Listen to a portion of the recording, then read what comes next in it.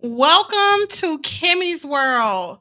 Today's show, we are going to discuss some sensitive content. And before I really get to saying anything, I want to run this fair use disclaimer. So, this fair use disclaimer says that Section 107 of the Copyright Act 1976, the allowance is made for fair use for purposes such as criticism, comment, news reporting, teaching, scholarship, and research.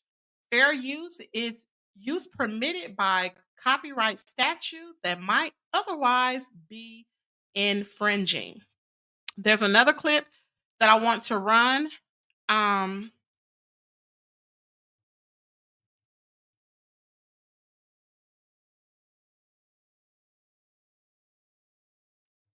So, as you know, the topic we are discussing, first, of all, I want to say if you have small children, please remove small children from the room or either place headphones in your ear. The topic we will be discussing, trust me, it is not clickbait. Tasha K drops the ball again. And we do have a surprise witness to come forward. Now, there's been many of you all who have heard of the Chantel Freeman story.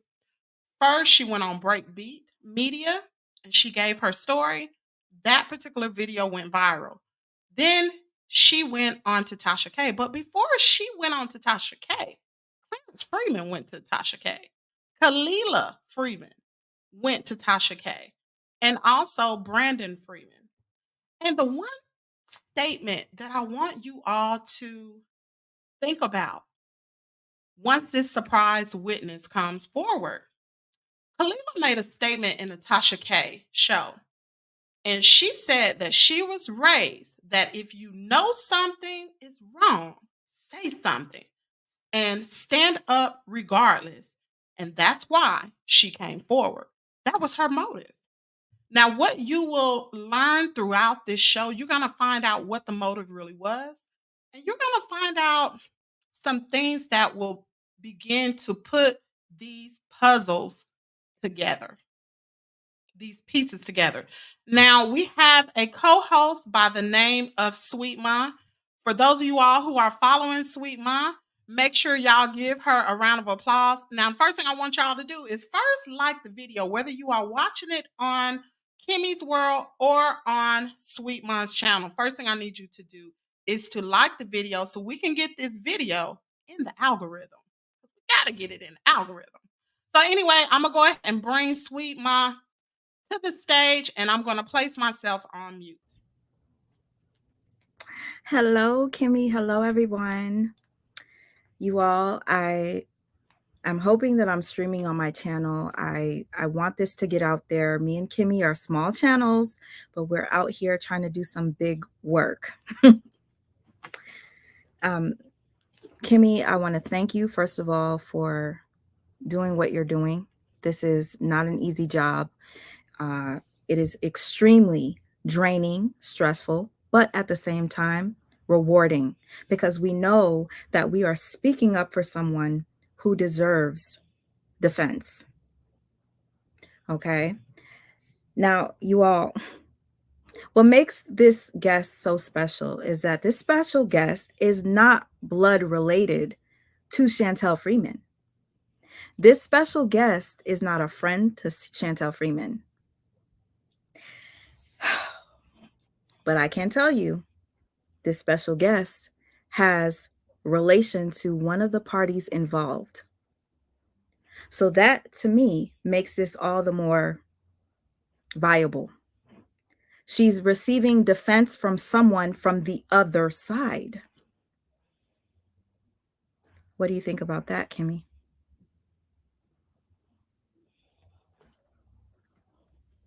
Oh, Kimmy's on mute. Wow. Um, y'all, I'm just really soaking in all of this. One thing I want to say is, and I forgot to say that Chantel Freeman name has been slandered. It's been absolutely slandered. She's been getting alleged threats by her father there was a blogger that reached out to Chantel to send over a text message because I believe he thought he was talking to Chantel. And Chantel showed me text messages as well as some other ladies and also our surprise guest. And he told me that was one of the reasons why he wanted to come forward because she was getting threats. So before we go into that, I do want to show these threats because I think this is real crucial. And this will show you the type of individual we are dealing with. So I'm not for sure if you all can see this. I'm not going to read it because there's some personal information in here. I don't want to say it, but I just had to show that there were threats to her. Now I don't know if it came from him, but it's someone that that is basically alleging that they are Clarence Freeman. And to what Sweet Mom said, I don't have any words for that, Sweet Mom. What you Honestly, I don't either. But I will say that it's very important that we make it public that Chantel is being threatened. She is being threatened in so many ways Let's see. by uh, viewers. She's being threatened by people behind the scenes, you know. And to be quite honest with you, a lot of the things that are being said on her end are being projected.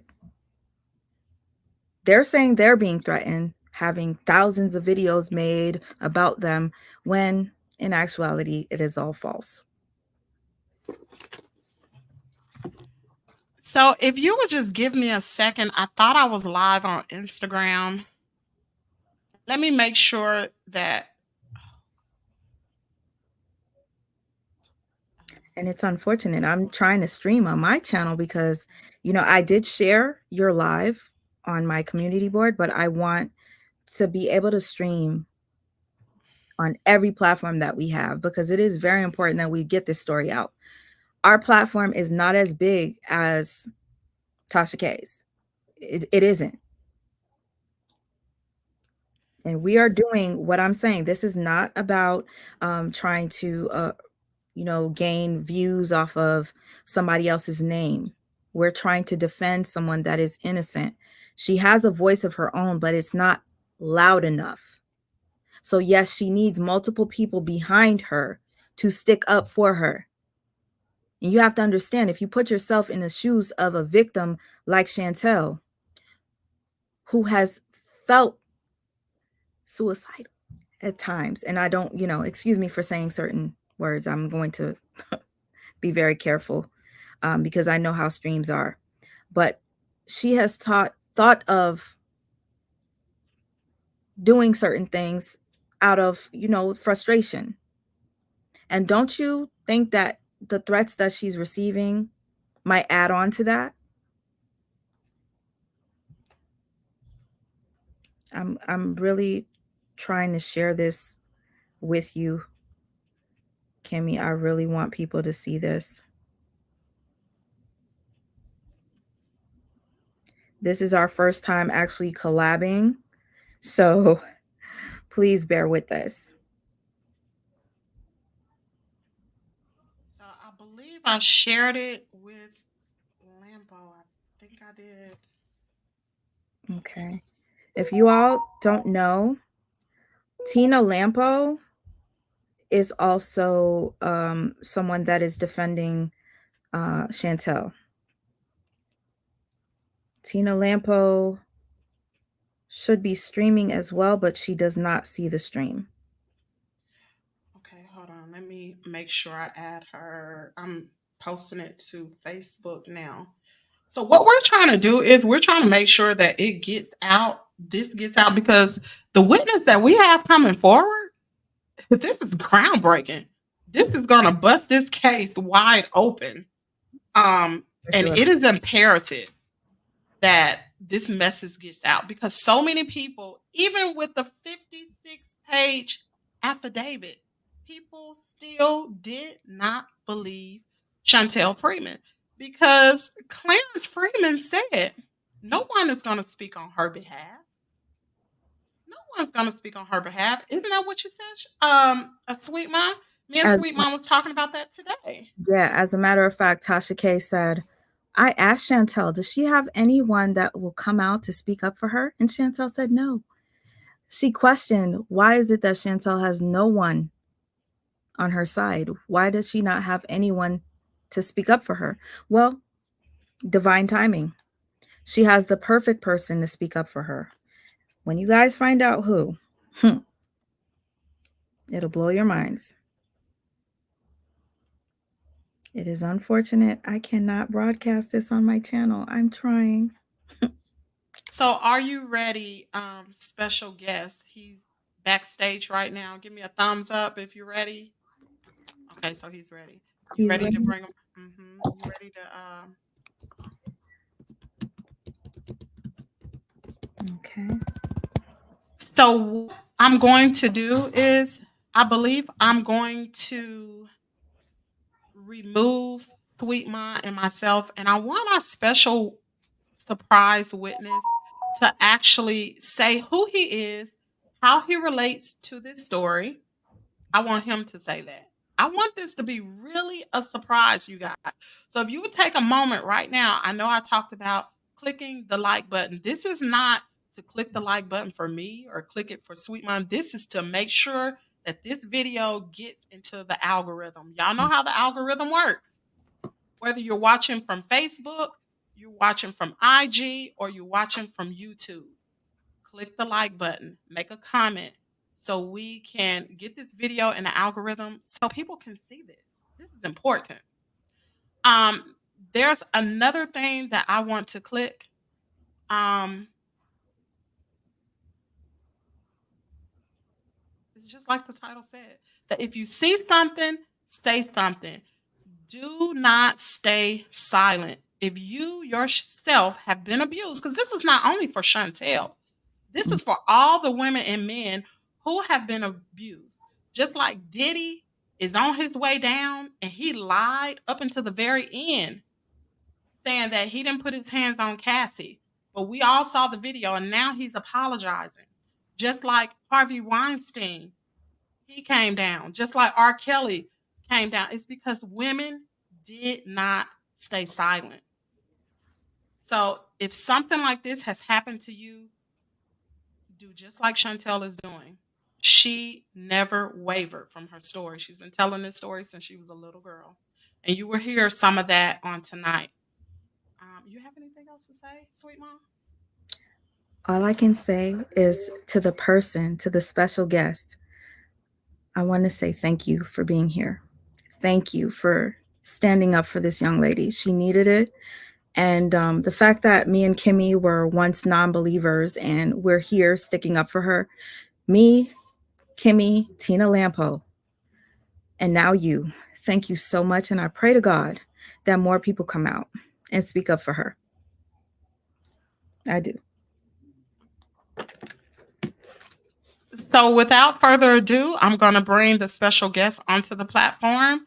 Um, this particular person will tell you what his name is, how he relates to the story, who he is to Chantel, and he will say it in his own words. Well, hello, everybody. I'm Lorenzo, and some of you may be surprised to see me here because I just don't believe in a whole lot of social media platforms.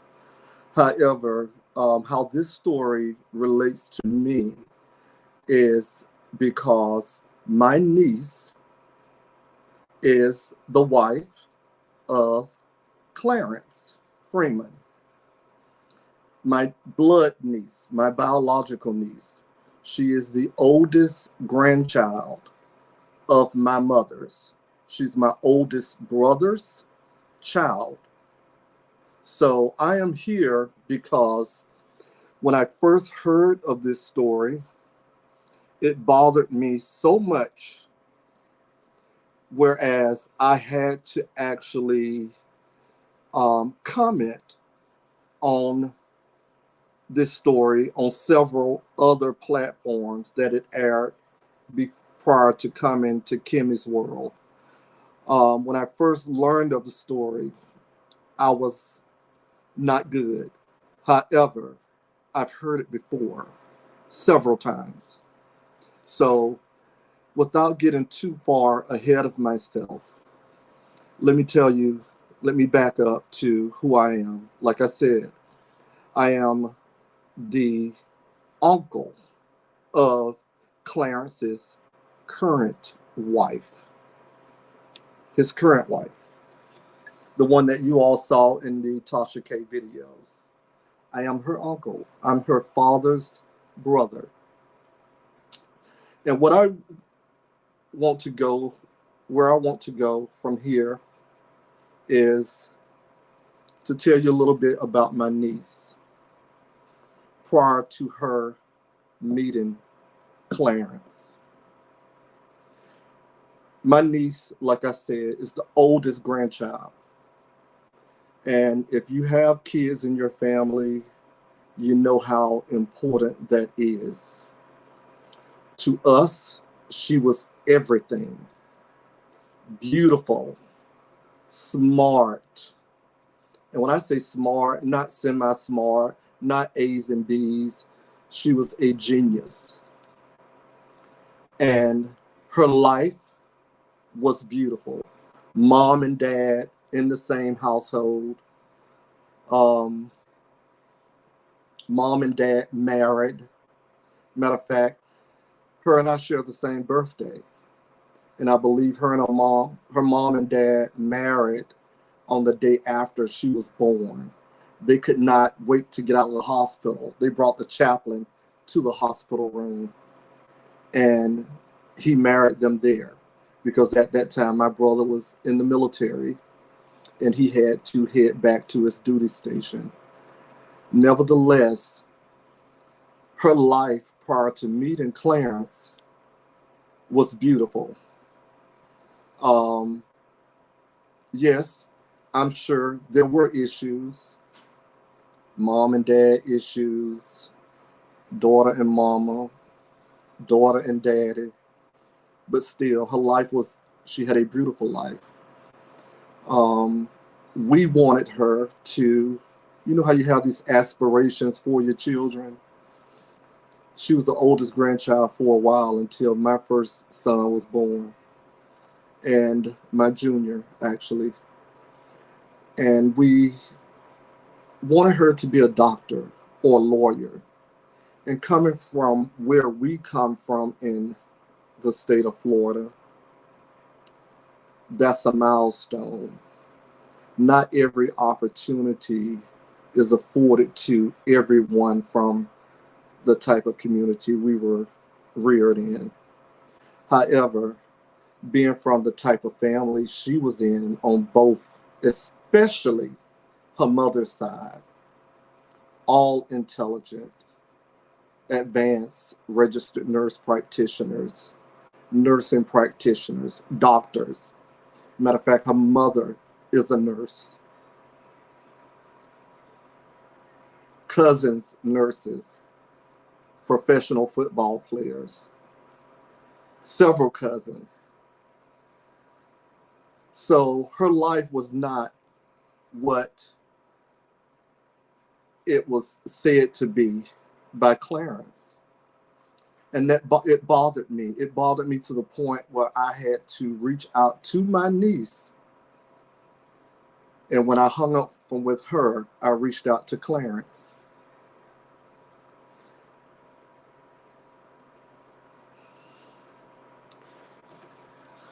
Well,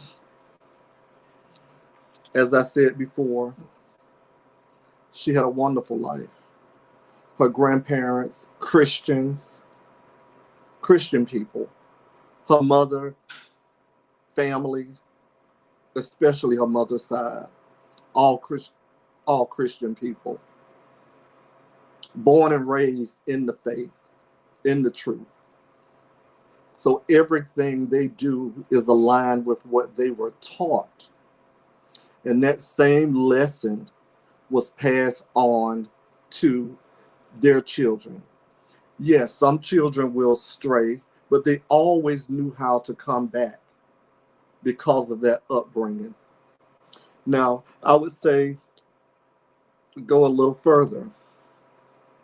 None of us, and I won't speak for the mother side. Let me speak for the dad side, the side that I'm on. None of us cared for Clarence. None of us. I didn't live around them when she first got with him. I lived in Atlanta at the time.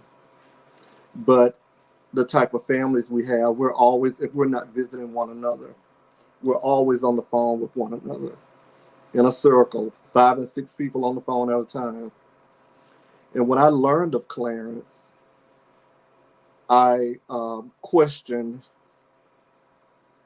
why would she want to be with someone like that? What I mean by someone like that, because I was told he was this big drug dealer. Come to find out, that was not true. All these years, I just never decided to look into it until just recently.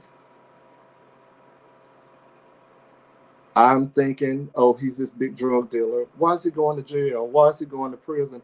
Oh, it's drugs. Oh, he got in a fight. Oh, okay.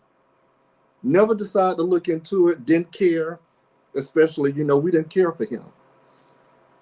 But you can't pick somebody for the next person. He was her choice. He was the father of, at that time, one of her son, her third son. So she was all in with him. She was all in with him.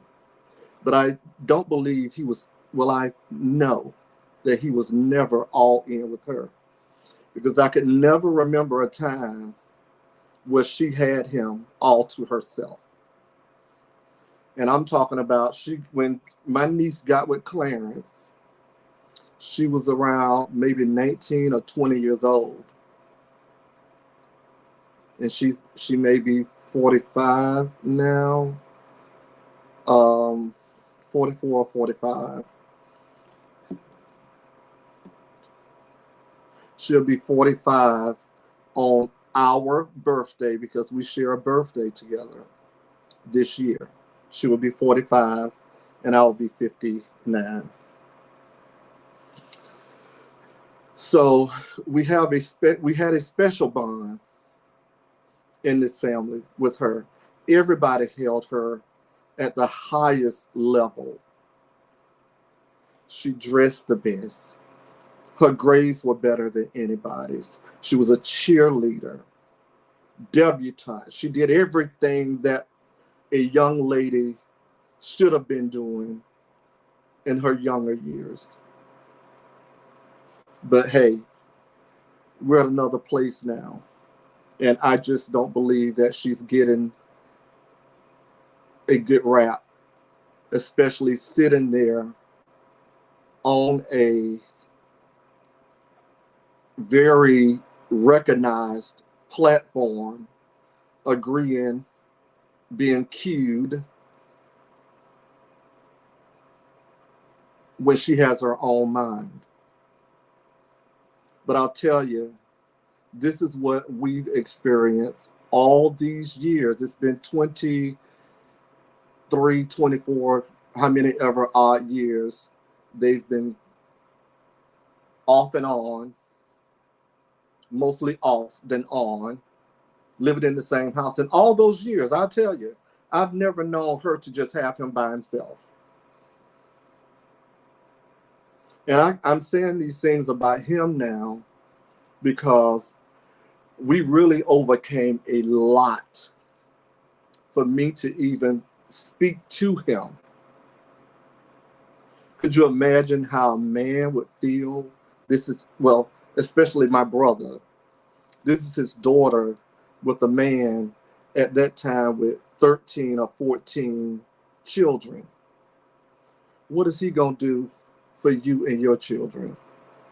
How does he play a role in your children and in your life with that many other children? As the years begin to go by, we saw what the situation was. I remember showing up to his house in 2002 because of a situation where my niece ended up in jail or going to jail or what have you. My son and I and another friend ended up at his house off of Belvedere between State Road 7 and Jog Road. But by the time we could get to the door was closed and nobody would come out. We've had enough. At that time, it was enough. And they were new into that relationship. I'm saying 2002 because I believe their first child was born in 2001. So they were very new into that relationship.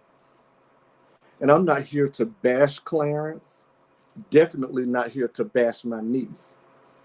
Because like I said, she was everything to this family.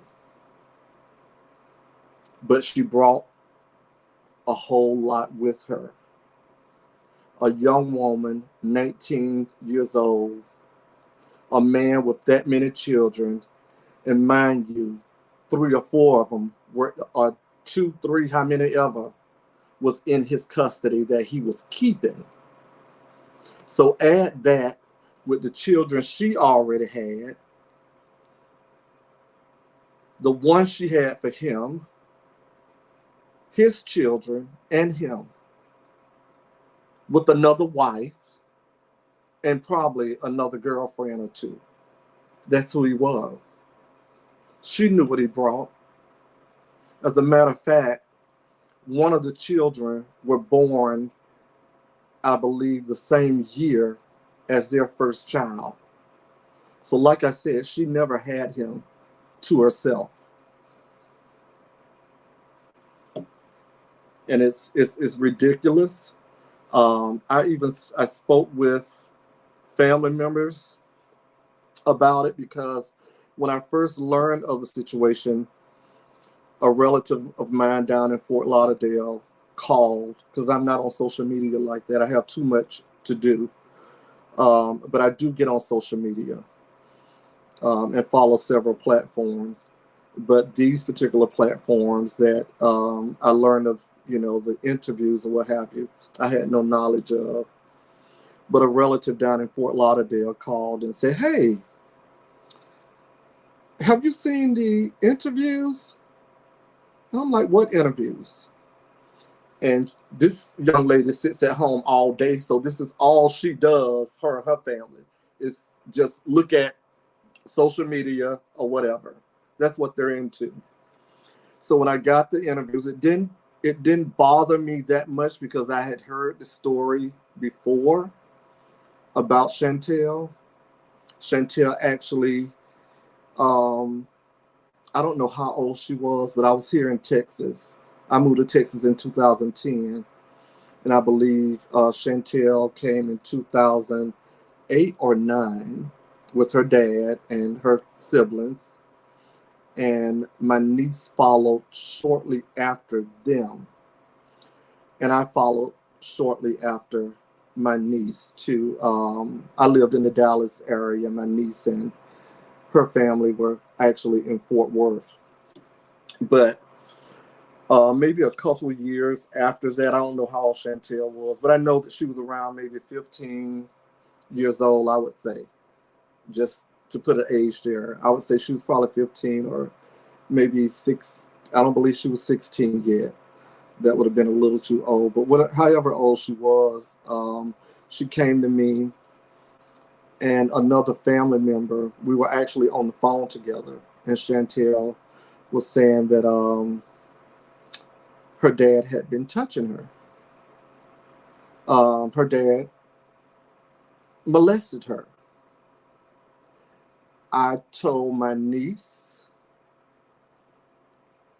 "Did you have you ever heard of Clarence touching Chantel?" "Oh, she passed it off. Oh, that girl just a big liar. She's just a big liar. Now, you know I wouldn't be with him if he was doing that to her, like that. Oh no, that's not me. Me knowing my niece, I'm like, oh, okay. I'm comfortable with what this niece says because I know darn well she wouldn't go for that. Moving on, family got involved and they said, you know what? We're going to reach out to the system. And somehow or another, I know it wasn't me, but someone that was on that call, could have been on that call or not on that call, said, you know what? I'm going to call Child Protective Services and get them in there. I didn't know of it until after the fact. And I'm like, I wonder who did it. I should have done it, but I didn't. But someone did it. But me hearing that they were in their life again, because from what I hear, Child Protective Services was off and on in their life wherever they went as a result of the same accusations over and over again. Can I ask you a question, Lorenzo? Yes. During this particular time, what did you think once you knew what Chantel was alleging then? What was running through your mind, if you can recall back then? Well, when I hear things like that, because of, I had met Chantel before, when they was much smaller. And I was always told that they were, they stare at you when they come around, the little kids or whatever, Clarence's kids. They stare and they look as if they were nervous or whatever, I guess because of the situation they were in. But they were a little stranger than most normal kids would be. So I'm thinking, okay, I'm hearing that, okay, those kids are special, they're special kids, they're not all there, they're, a little troubled in the mind. So I just figured that, hey, this is one of those situations. And of course, knowing my niece, I just figured, okay, she wouldn't be with him if this was going on with Chantel. So I didn't. Those are my thoughts. Those were my thoughts on it. I just didn't feel that it was were viable. I didn't feel that her accusations were viable. I just thought they were just, this is who she is. This is who I heard she was, and all of that, all these years. Um,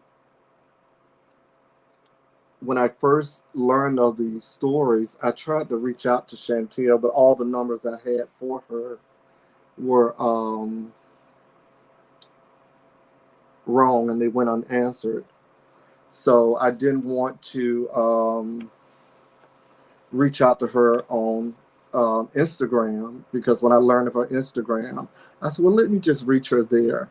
I didn't want to do that because it would have been, a little bit more public than I wanted, because what I told Chantel back then, what I told her later, I'll stand on that. I told her then, I said, Chantel, and during this time, talk shows were very popular. The Jerry Springer Show, Maury Povich, I think Steve Wilkos was just coming around. I said to her, I said, Chantel, if you're telling the truth, because I don't believe it, why don't you go get a lie detector test and ask your dad if he would go with you, or what have you, or you just go yourself and do the lie detector test. And when my response went unanswered, I just automatically thought, oh, it must be a lie. Why? These are free services. You can call those shows. I'm sure they'll pick it up. Something this traumatic, they would pick it up. But when that failed, I'm like, okay, I guess it is a lie. And there was no credibility to it at that time. So, so my other question will be, I know you spoke about Kalila, your niece, Uh-huh. and when she started dating Clarence, she was between either 19 or 20 years old. At this time, we all know from the 56-page affidavit, Clarence Freeman married the second wife. I just want to give some dates here. Clarence Freeman married the second wife September of 2002. So during this time, Kalila came before the second wife, but she was always the side chick until she became the wife. Is that correct?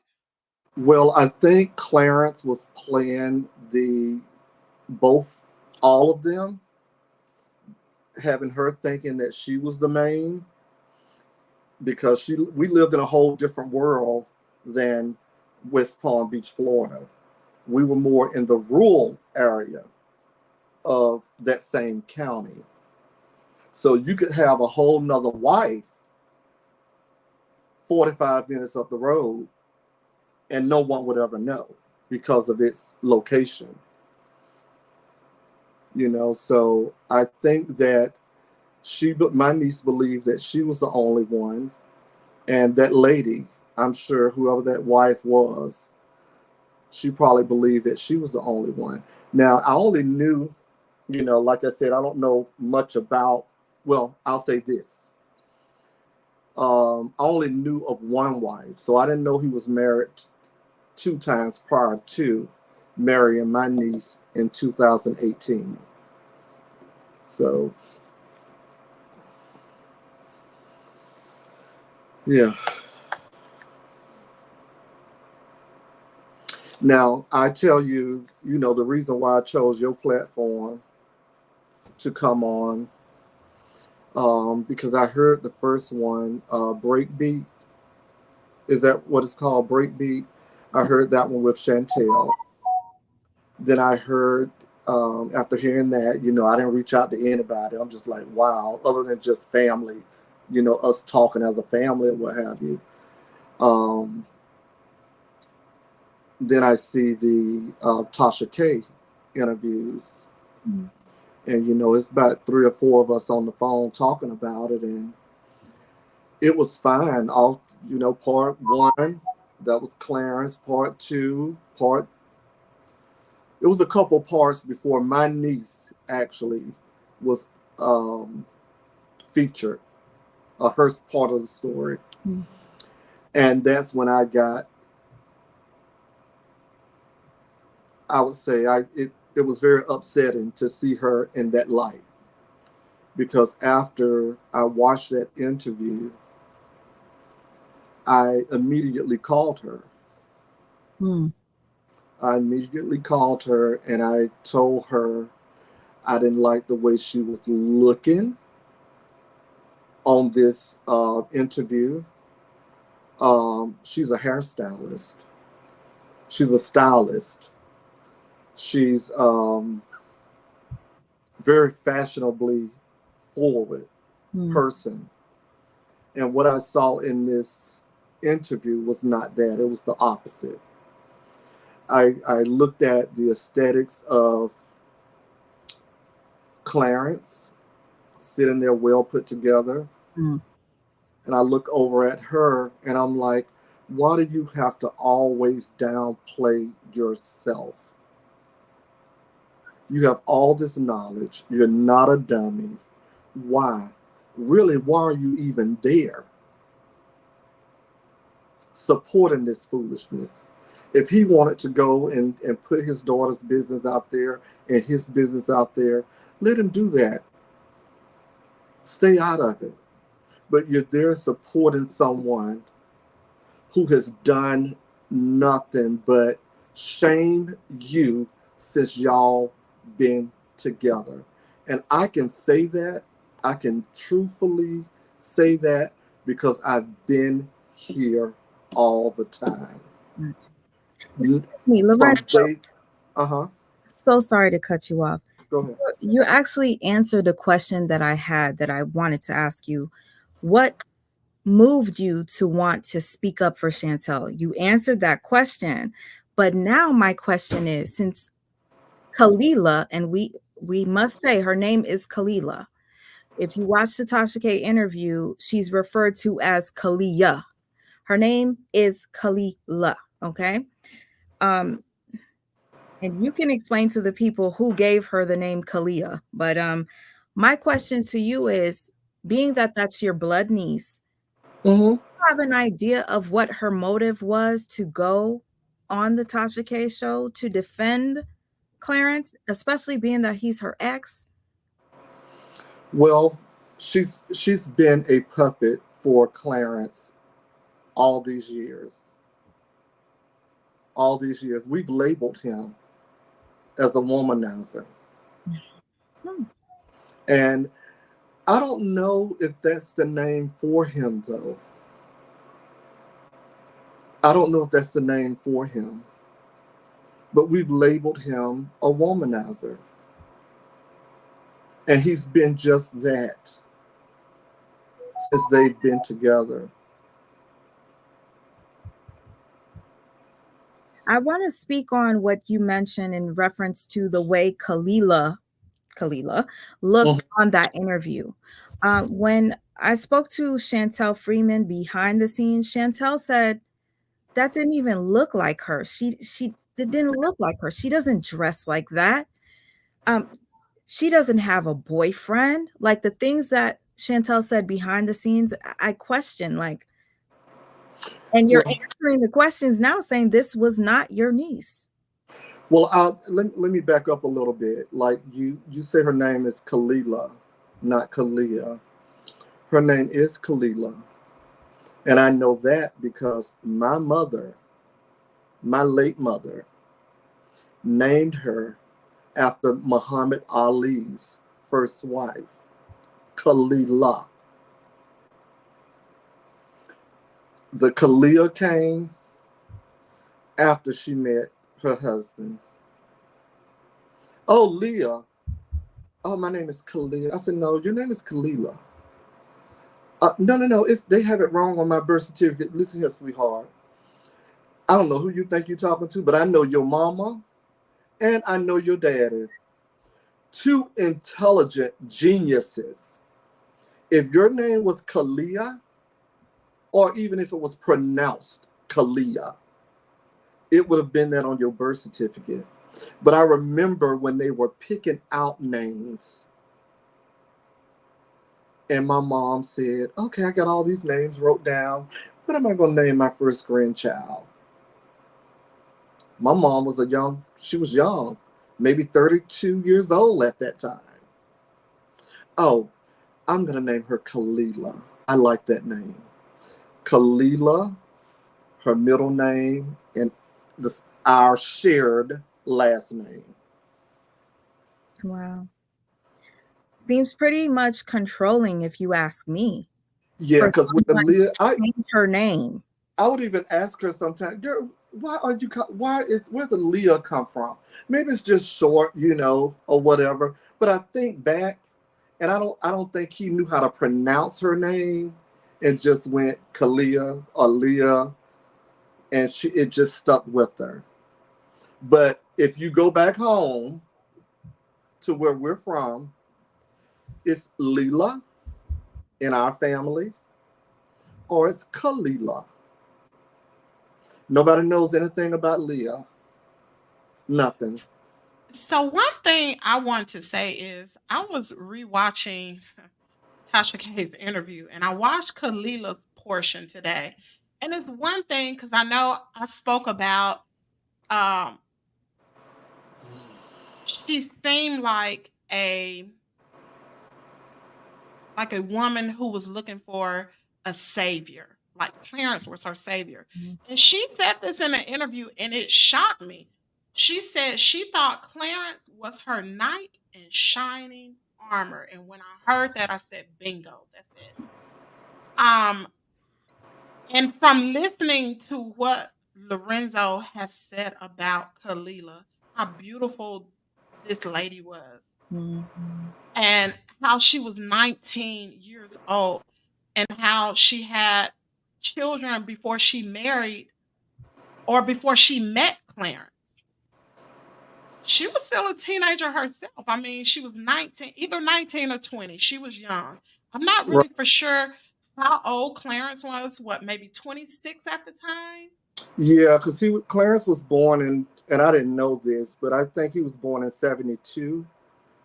You know, when all these documents came over to my fax, I looked and saw the age. We knew it was an age difference, and nobody agreed with it. You know, of course, her parents were not happy with it, you know, but she had already had kids, you know.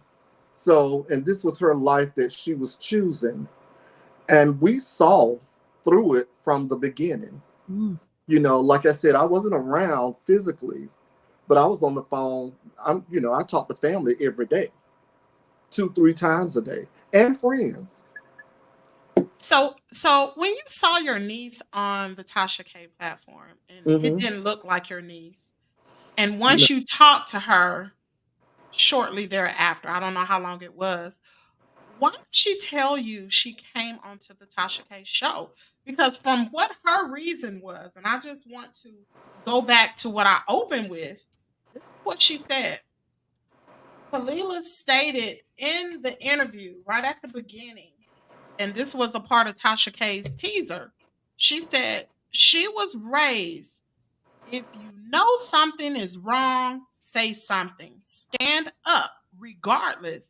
And that's why she came forward, Mm. because Clarence said that he didn't want to come on to the show.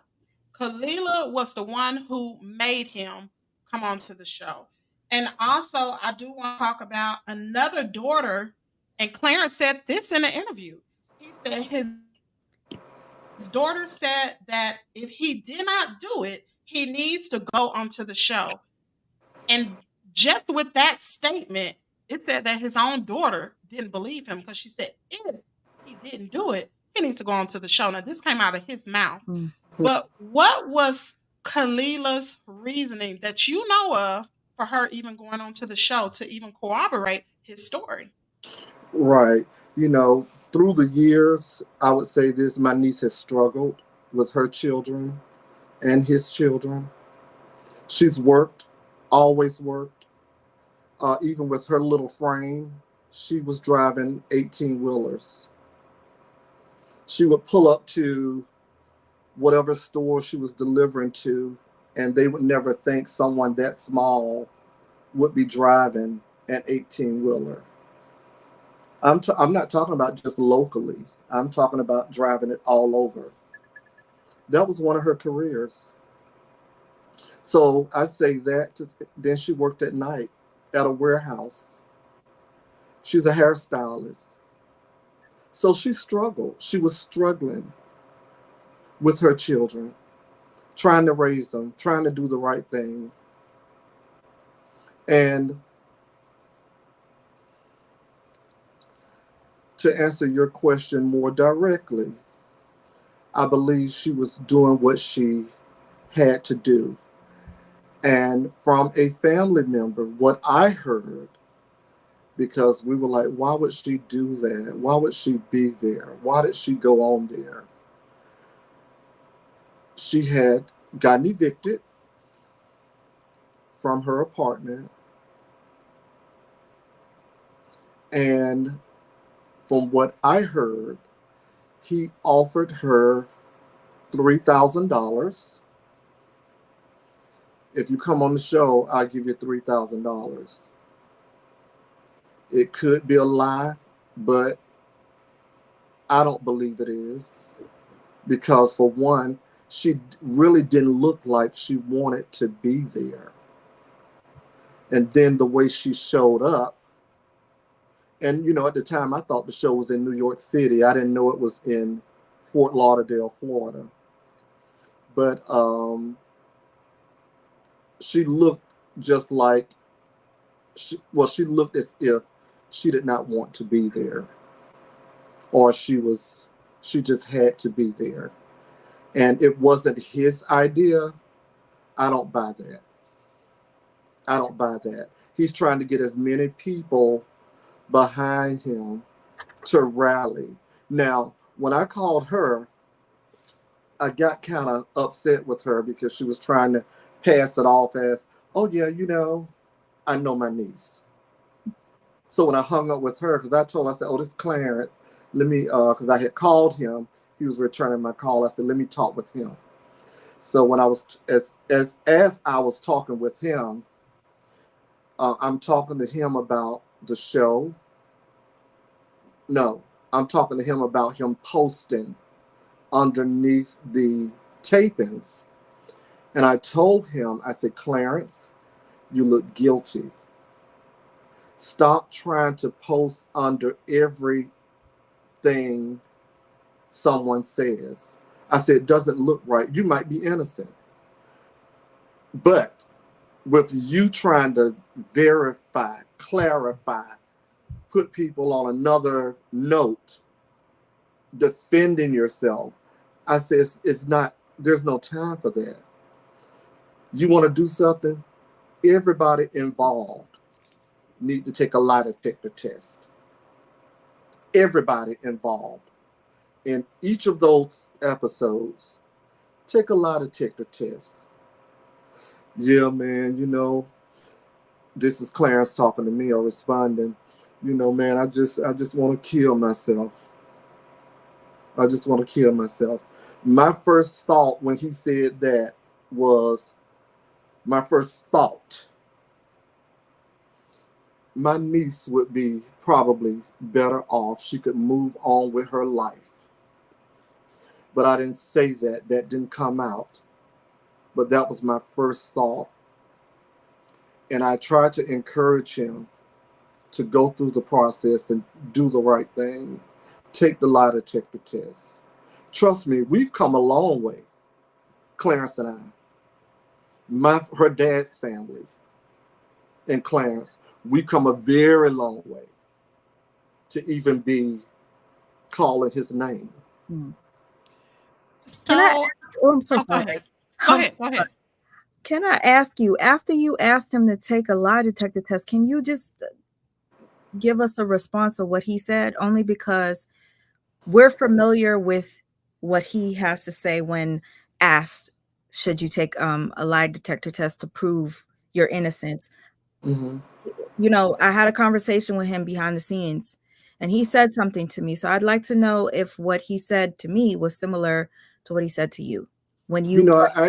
I don't really remember what his response was, but I know it was something that was passive because it didn't stick.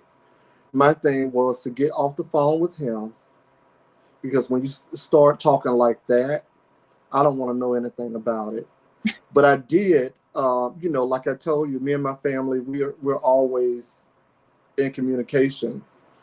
And I said it on the phone to some family members, and it's like, oh, child, he always saying that. That don't bother us. He always saying that. I'm like, what? He's Maybe always saying that. I could remind you. Did he say something like, "Why would I have to take a lie detector test? I was exceptionally cleared. I had forensic tests done that cleared me." Did he say anything like that? No, he didn't say anything like that because that would have stuck with me. That would have been a little bit too lengthy, and exceptionally cleared is not what people think it is when you're talking law and talking um, law Yeah. and rules of law. Now, I wouldn't have known that because to me, exceptionally cleared mean cleared to satisfaction or very outstanding. Not until I got some paperwork on my desk and started reading and following the blogs and asking questions. So that's my learning of what exceptionally cleared really means.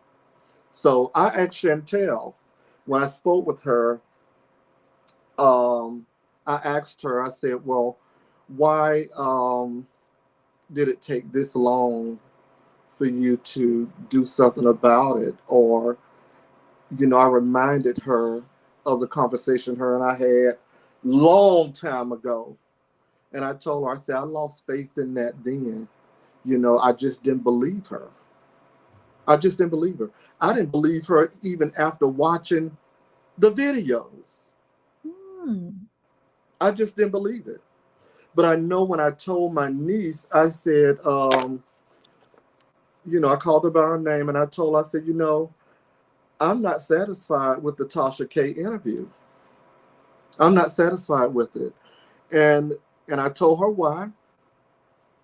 And I can say this because I reached out to Tasha K the same way I reached out to you, Kimmy. And when Tasha K's team called me back, I believe it was her husband, I'm not too sure, but I spoke with him a couple of times and I'm like, when is the next video? Is there more research that you all have done? Because something is not coming together. You're leaving us in awe.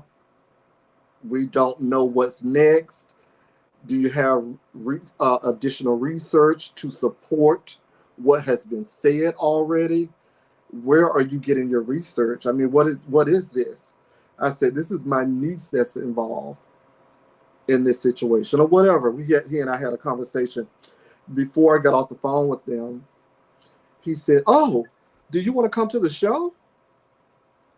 And I said, no, I can't come to New York. I'm sorry, I can't come to New York. He said, oh, no, we're not in New York. We're in Florida. We're in Fort Lauderdale. And I'm like, no, no, I don't think I need to be on anybody's show, but I'll just wait until the other material comes out that collaborates what has already been said. It never did. It never did. I mean, up until the point that I saw the videos, I was going to watch some additional ones last night, but I couldn't see any more after my niece. I'm a paid subscriber, but I just did not want to see any more on that story. So, do you believe Chantel?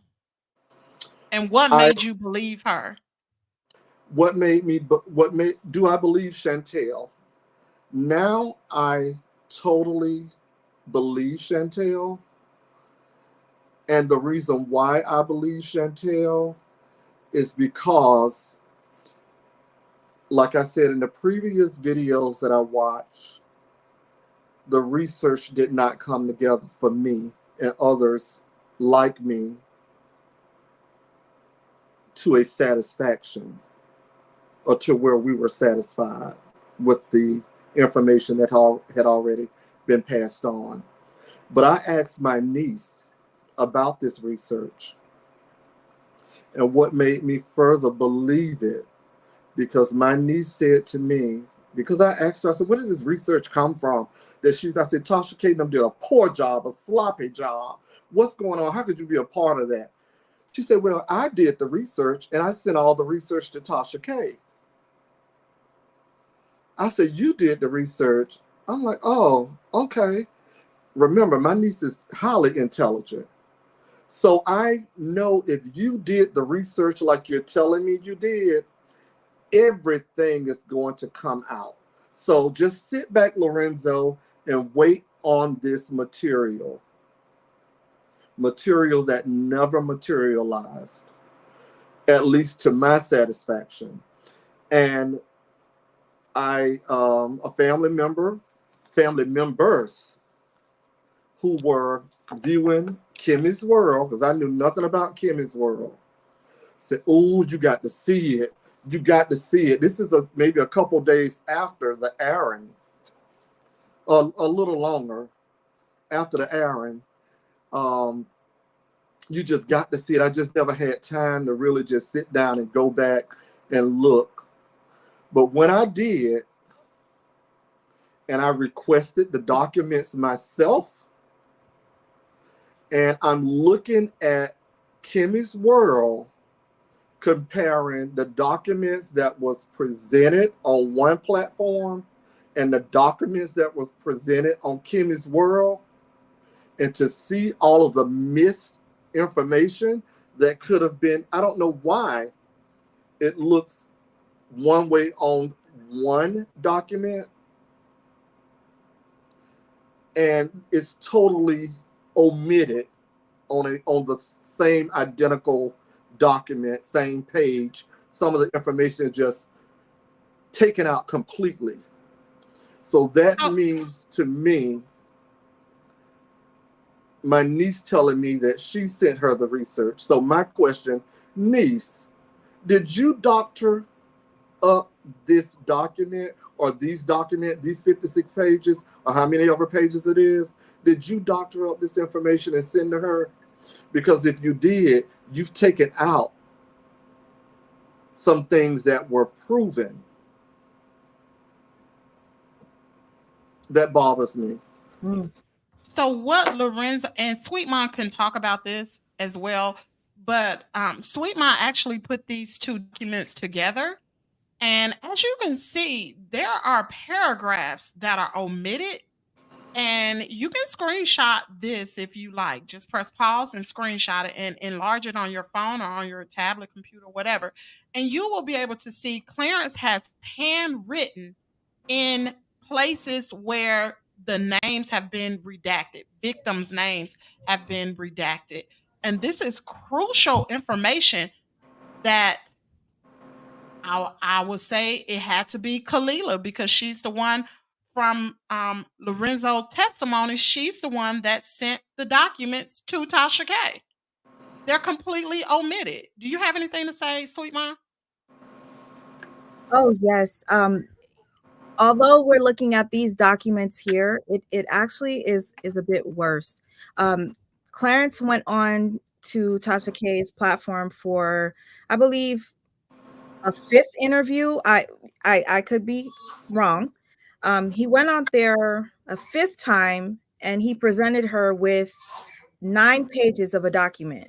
And on a live that I was doing, I decided to use Clarence's documents and put them side by side. And I had somebody reading for me as I was looking through, and we found more redacted stuff. When I tell you, I will send you the stuff behind the scenes so you can see. You thought that was enough. That was nothing compared to, there's actually one page that is missing almost everything. It probably has like one paragraph and the entire page is missing. And that was a receipt that Tasha K put on her platform. And while we were live, I'm looking at Chantel's receipts, and I was in complete shock to see the blurriness of the documents that Clarence brought over to Tasha. They were extremely blurry, and a lot of things were redacted.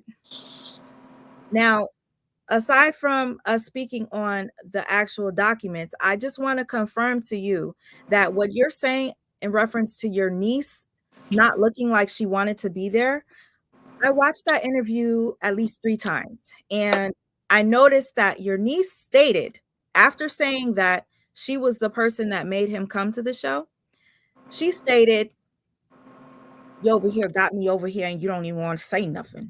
You ain't even telling nothing."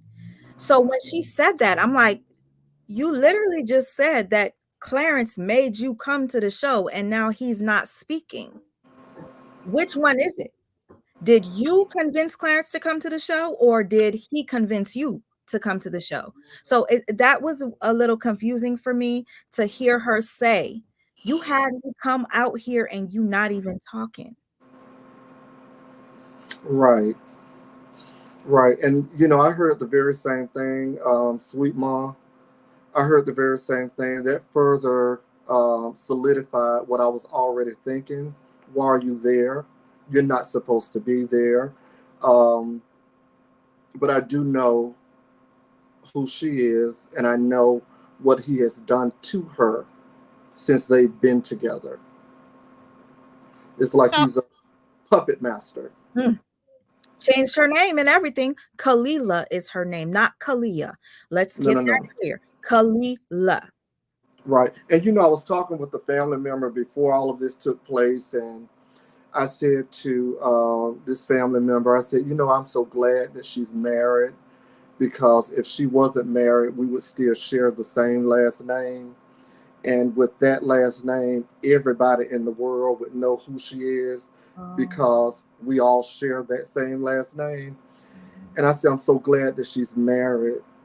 I would be so ashamed if anybody knew exactly who she was.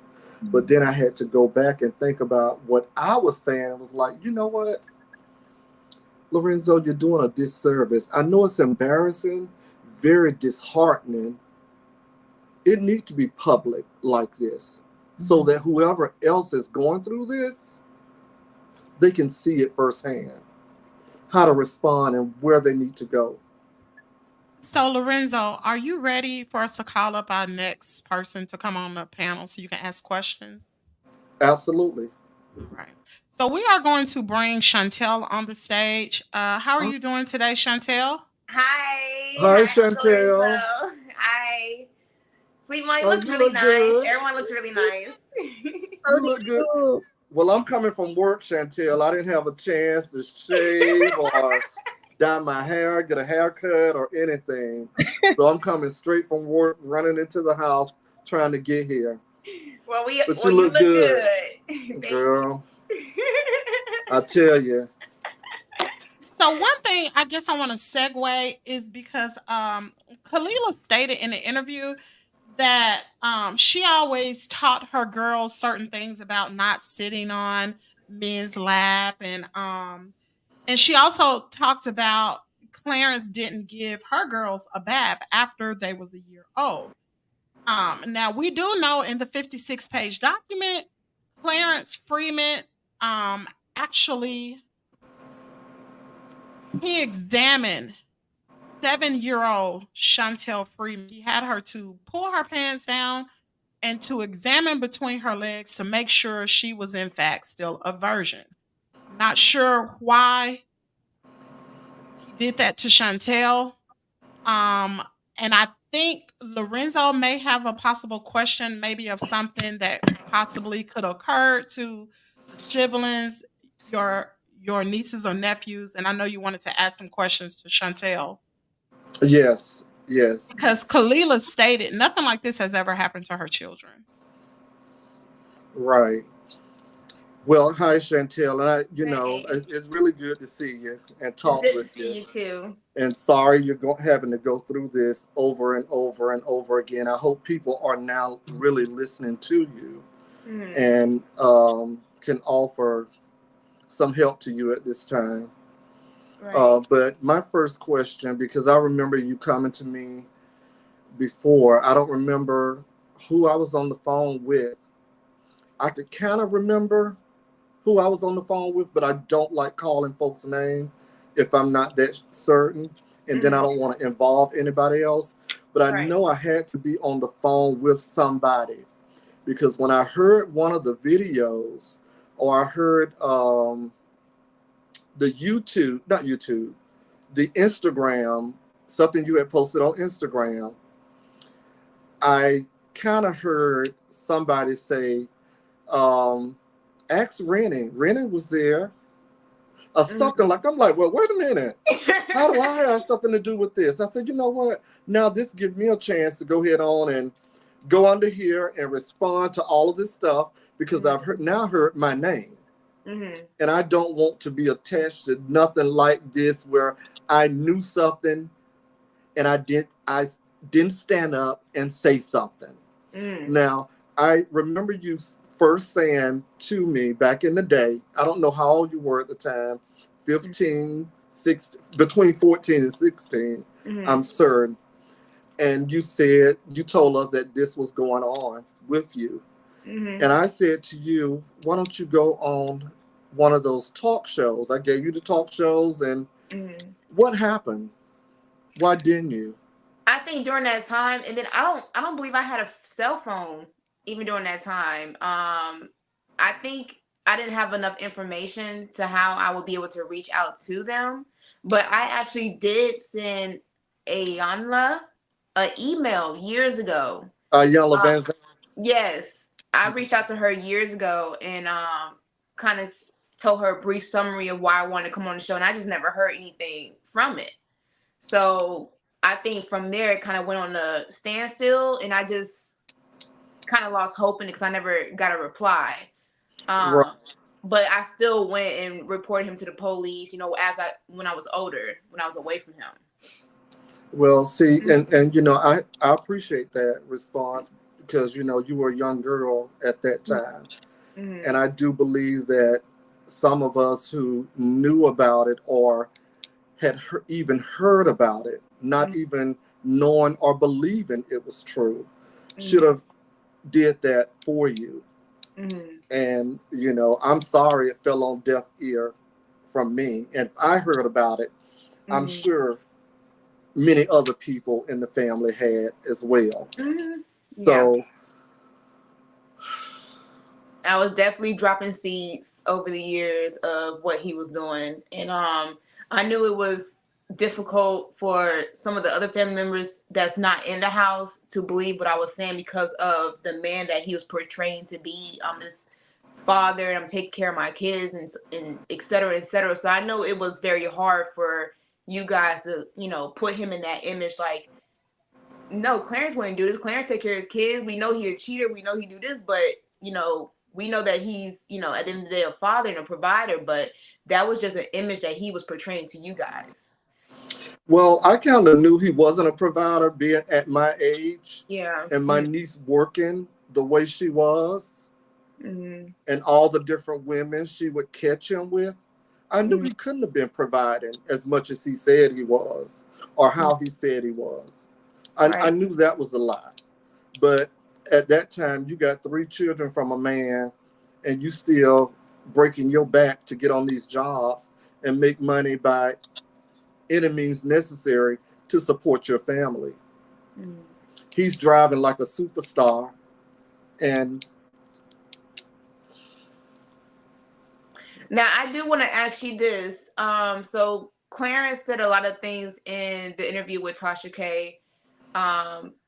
He was stating that I was prostituting at the age of 12 and, had all these tricks and stuff like that. Over the years of, you being around, have you ever heard anyone or any family member mention that I was prostituting and I was, doing those things that Clarence was saying in the video?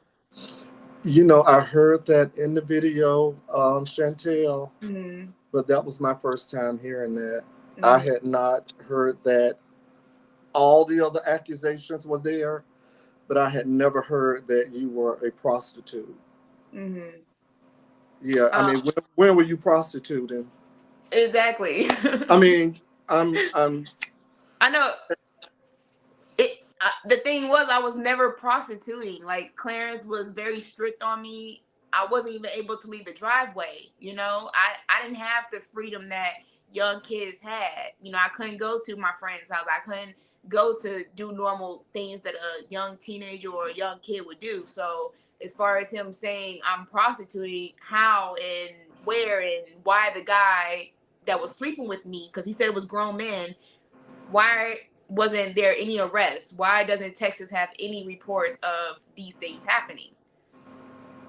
Yeah, I don't. Chantel, that was my first time hearing that. I had never heard that until then, and even nobody in my family had ever heard it. So, unless somebody went and secretly told them, and they would have told me, they knew I was coming here this evening. My brother didn't know. Kalila's dad didn't know because I didn't want to bother him with all this stuff that's going on now.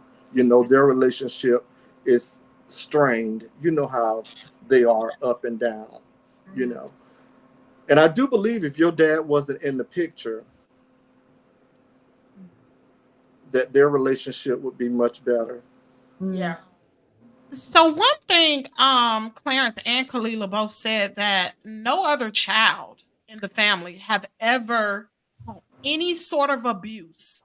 So why would Shantel? Where would this come from? Now, Lorenzo, have you heard of any chatter in your family about any other child besides Shantel having anything to occur. You know what? I'm glad you touched on that because that was part of my sermon. And Chantel, I'm glad you're here. I really am glad you're here. And this has been a question in our family because we've heard it. We've heard it. So if you know anything about it, please share it with me. And I'm going to give you a scenario. There was a child born while Kalila, Lord Jesus, I call my niece's name, while Kalila and Clarence were living, I think, on Karen Street. There was a child born. It was in Fort Worth, but I know there was a child born by one of Clarence's women while him and Kalila were together. Yeah. And a little boy. I know he's talking about. Beautiful little boy. Uncle Rennie, I want a skateboard for Christmas. Yeah. Is that all you want, a skateboard? Oh, hell, I could do that. Let me get you an electric one so you could just stand on it and let it do all the work. Well, anyway, I heard something about something happening to that little boy by one of your siblings, not one of Kalila's children, but one of your other siblings that also occupied the house. With, do you know what I'm talking about? Yes, I do. Yep. So with that story, how I found out how that came up, Clarence loved to drink coffee. And I was in the house.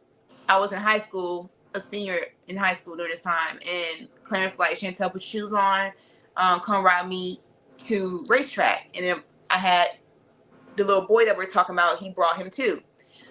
He had been about 1 or 2 years old during that time. And we were at the racetrack. We stopped at the pump and he was like, I got something to tell you. And I was like, what? What is it? So then he pulls up this video on his smart watch. And it's a video of my little brother confessing. I guess Clarence beat him or whatever. He confessed. He was like saying that he had touched or molested my baby brother. And in the video, Clarence is asking him, what did you do to such and such? What did you do to such and such? And you can hear him, you can see him confessing what he did. And he said the reason why he did it because it was a form of punishment that, you know, my baby brother at the time wouldn't stop crying, or it was something that he was doing. So he thought that that was an appropriate way to punish him by molesting him anally. Yeah, so that is true. There's other allegations that are true as well that I have messages with. Wait a minute. Let me ask you something. Did the child's mother ever find out about it? No, and I tried to tell her. I tried to tell her about it, and it's like she's not listening, or she never even like asked me questions, or she's just ignoring like the messages that I've been sending her or trying to tell her. But no, she never asked any questions about it or anything like that. There was a phone conversation between Clarence and my little brother's mom at the time, because the reasoning of why there was blood in my baby brother's diaper, my little brother, he tried to say that when he changed him, he had a rash. So that was his excuse to Clarence, that he had a rash and he was bleeding a little bit down there. So Clarence called. You hear it? Mm-hmm. Oh, so, I'm sorry. Go ahead, John. Yeah. So Clarence called my baby brother mom and asked her, do you know anything about such and such having a diaper rash? And she was like, no. And I guess 2 to 2 clicked in his head. So he told her, he was like, okay, well, I was just curious because, you know, such and such said he had a diaper rash. Well, let me go check. So he tried to play it off because he knew what it was, but he didn't want her to know what it was because, you know, you have to report that. So that's how he got the confession out of him by, you know, beating him or whatever. And then when we came home from school, that's when we saw the kitchen was in disarray. But at that time, we didn't know. We didn't know what had happened until he took me to that gas station. So then that's when it all started making sense You of said the why. kitchen was in disarray, like the Yeah, chairs, or like I guess he was throwing like him somebody around had in been the kitchen. fighting. Yeah, because the cabinets was like some of the cabinets was broken off and everything. It was a mess. Yeah, it was a mess. But he never reported, never put the boy in therapy because, as you know, he went to his next victim. And yeah. Wait a minute, let me. Oh, okay. See there. Now that's that's gonna be my next question, right? Mm-hmm. Because I'm not just only concerned. I don't want nobody to get it wrong that I'm not concerned about the other kids, and I'm only concerned about my nieces and nephews. Mm-hmm. But I also heard this same individual, Mm-hmm. Clarence's son, your brother, Mm-hmm. and one of my niece's kids, daughters, Mm-hmm. which would be his half sister. Mm-hmm. That is very much true as well. She confessed that to me. I have messages where I mentioned that happening. She confirmed that it was him. I even confronted Kalia. Because they had invited me out to their house. It was Christmas. I was still with my ex. I think it was 2021, I believe. Because this is before I had my surgery. I even asked her, I said, well, why you never reported to the police? Why you ain't never, tell the police what he did? And she was like, oh, because, such and such, her oldest daughter didn't want to tell. And I'm looking at her like, what? So you gonna let a child make a decision as far as a situation like that, and you're not gonna report it because your child don't want to, because she don't want to be embarrassed? Are you serious? So like, I was just disgusted with her answer, and They over. all need to be in jail, is what Yeah. I'm saying. They Mm-hmm. all need to be in jail Because because it's like they just didn't have a chance. Because I reached out to grandma. I reached out to Clea's mom, and that's how she found out, by being on a three-way call with Clarence before Kalia hopped on the line. When Kalia called, Clarence was like, oh, well, here's your daughter. She's coming on the line, or she's calling right now. So that's when he merged it, not knowing what was going to come out of Kalia's mouth. She said, why you didn't tell me that such and such was raping on such and such? And then he heard and hung up. But grandma heard what he said, though. She heard what was said. So that's what prompted her to call CPS. And that's when they went over to the house. And then, of course, Clarence had them all coerce and coach on what to say. So the findings were nothing was found. They never examined her. They never went the extra mile, just based off of words of what everyone is saying. So Kalila's mom did reach out to CPS. Mm-hmm. Okay. Yeah. Okay. That's all I wanted to know, because I know what kind of person she is. You don't play with that one. Yeah. So you don't play with that one. So are we talking about the same situation that Kalila and Clarence Freeman actually spoke about in the Tasha K interview, where Kalila said that Shantel told CPS that Clarence was molesting her daughters? Is this the same situation? No. Or is I this don't. something This different? don't sound. This is something different, I believe. Okay. But this is something totally different, because this is something I heard happening with the same young man, Clarence's son, doing to the little brother that he had outside of outside of him and Kalila's relationship. Although they were together, but he happens to somehow or another come up with all these kids. So her kids are not the babies.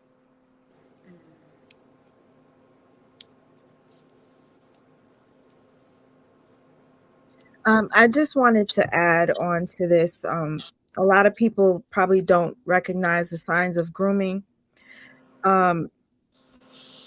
Lorenzo, did you find it odd that when Clarence was speaking on his relationship with Chantel, that he said that he would provide her with nothing but name brand get her $300 hair styles and whatnot, and she would go to school in such fine garb that the teachers would be like, I need to see who her daddy is. Um, and then when we think about your niece and how, he treats your niece, it's like Chantel was almost like his girl, his woman, the way he was treating her. Why are you sending her to school with name brand Chanel bags and stuff like that? Like, I think he was more soliciting um, himself or marketing himself versus actuality. mm, I don't know if he's giving Chantel that or not. I wasn't in their home. Um, Chantel could speak to that, but it sounded to me as if he was marketing himself or building himself to a level of, oh, he's doing all that for his daughter. Women would see or say, women who has no aspirations, which is like the common woman that he would date. Oh, he's doing all that for the daughter. I wonder what I could get out of him. I think he was marketing himself. And if you go back and look at some of those postings he did, does that sound like a man who has someone? Now he's married to my niece, but he's living with someone else. for 3 years. And when my niece caught him with this same lady, he's always told my niece, oh, I don't like big women. Oh, I don't like, and my niece would say, oh, Clarence, if she big, honey, Clarence ain't gonna be with no. But from what I hear, I never met the lady, that she's not a petite woman. And matter of fact, she was driving the same identical vehicle that my niece was driving at the time the situation came to light, which was a red Honda Accord. So one thing I want to say, when Kalila was giving her interview with Tasha K, and I'm just gonna go back to it because sometimes you have to use people's words against them. Kalila stated that she was sick of Shantel, and she told Clarence to call Tasha K because Shantel needed to be stopped. Um, from listening to how Kalila was talking on the Tasha K show, it's like she hated Chantel. Like Chantel was her competition. Now, Lorenzo, could you talk about um, how Clarence would refer to your niece Kalila? What he would say about her color and what she looked like? Well, she was black. She was black. She was dark. He don't usually date dark skinned women. And not But oh, go ahead, go ahead. I didn't only hear this. He was saying jokingly or whatever, and you would look at her like, Kalila? Oh, child, that's Clint. Okay. Okay. Just really tearing her down.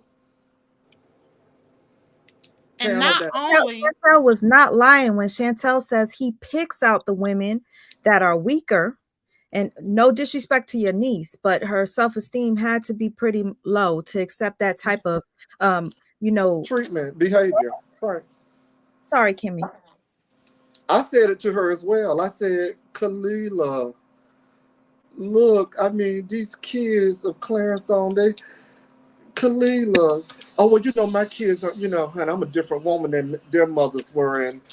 And as time went on, the couple of years, and this year started passing, like, niece, remember what you told me? You're different. You're different, niece. Why are you taking this?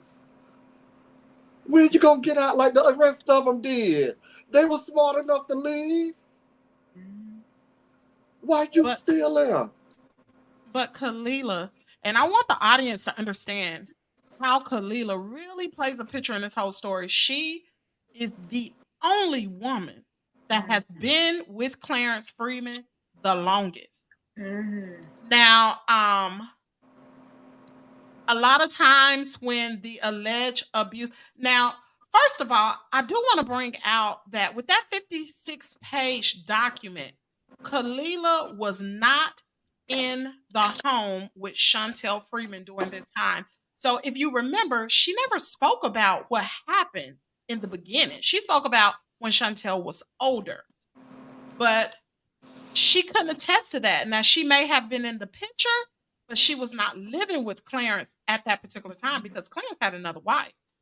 Although she may have been pregnant, allegedly, during the same time the second wife was pregnant, she still was not in the same home with Clarence and Chantel. So she cannot speak to what happened in the beginning and how this really got kicked off.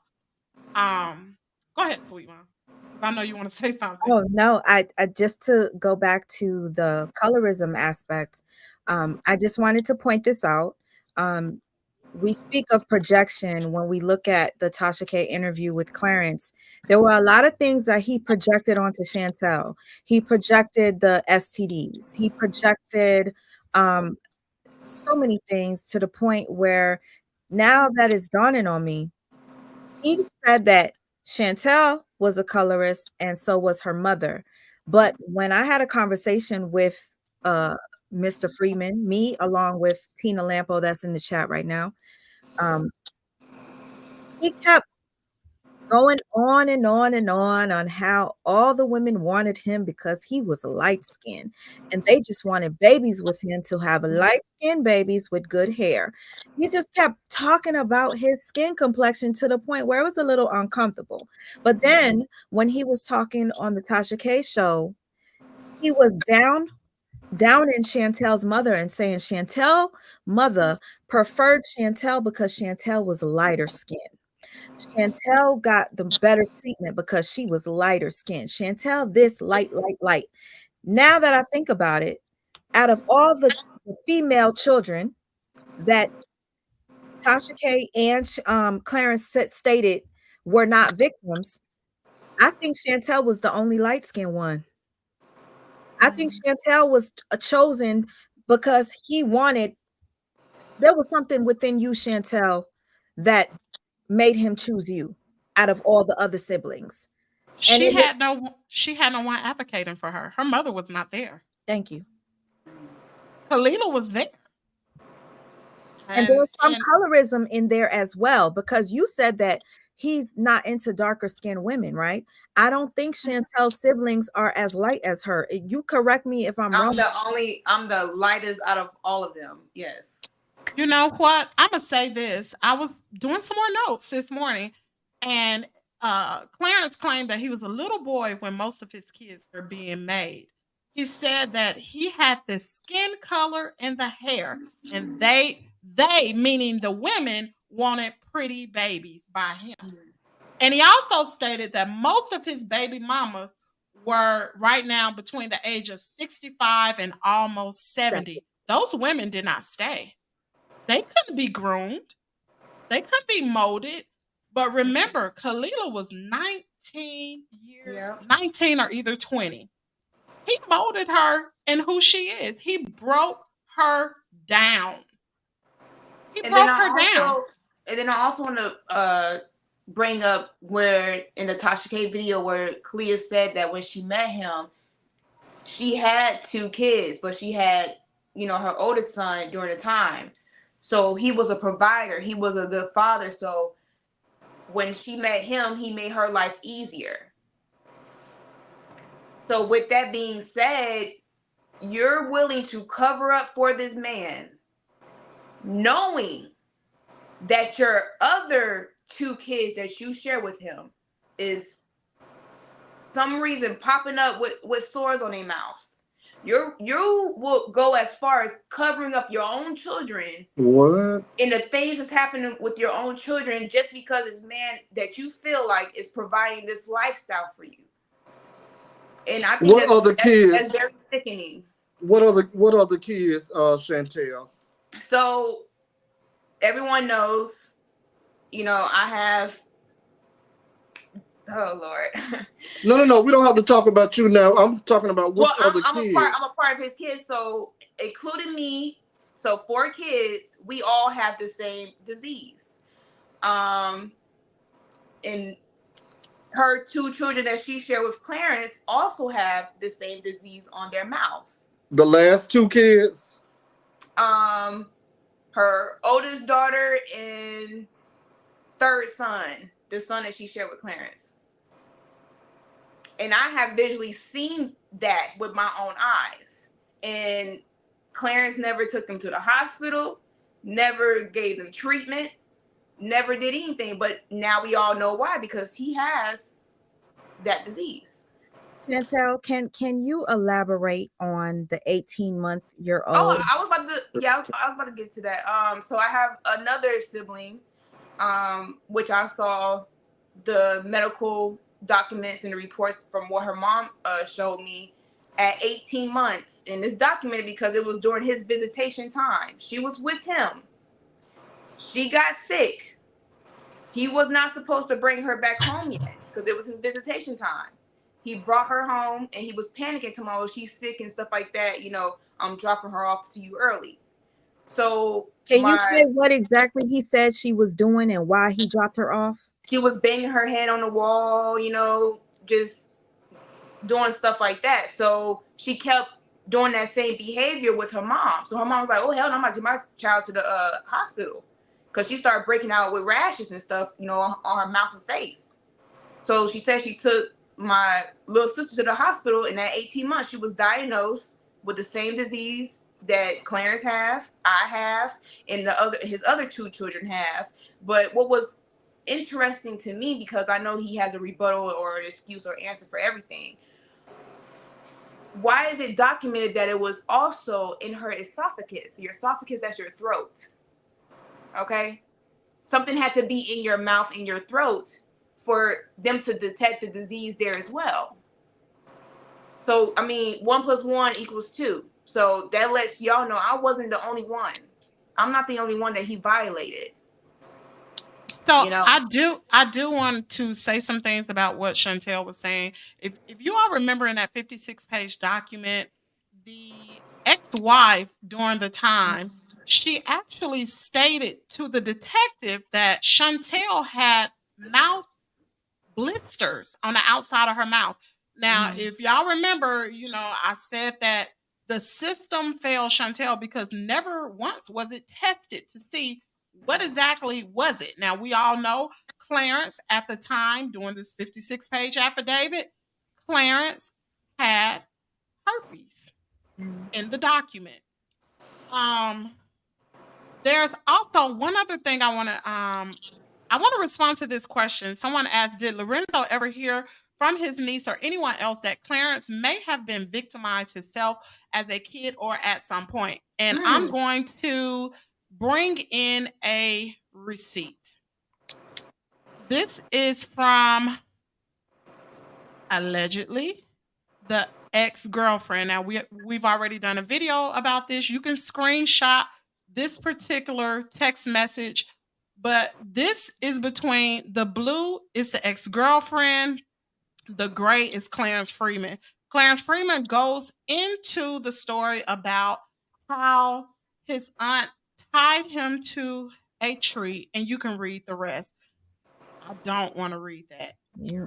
But you can read the rest. So he alleges to an ex-girlfriend that he himself was tied to a tree and he was violated. Do I know that to be true? I don't know. Have you ever heard of that, Lorenzo or Chantel? I've never heard of that. No, I never heard of that situation. But in all of my friends and family talking from West Palm Beach, Riviera Beach, we've been in conversation about some things, but it had nothing to do with that, because I was trying to remember, because all my friends are saying, now, Rena, you remember him? They call him Priest. I said, the name sound familiar, but I don't know him. And they start reminding me of different situations to get me to remember. And what they were saying, I'm like, oh, Okay. All right. I still don't. I remember the name from what they say. Oh, he was a pretty little boy. He was a pretty young boy. Very nice looking boy. But see, I was gone all the time. I was in the military. I was in college, undergrad at the time. I was back and forth doing different things. So I remember the name, but I've never heard anything that like that, Kimmy. You heard that before, Chantel? Yeah, he always said that to us over the years. I felt like if it is true or if it's not true, he used that to manipulate us. He always wanted to be a victim. He always wanted people to feel sorry for him, to have an excuse of why he was such a womanizer. He talked about not having his mom in his life. He talked about feeling abandoned. His dad wasn't really the father that he should have been, when Clarence was younger. So he definitely talked about him being molested by family members, tied up to a tree.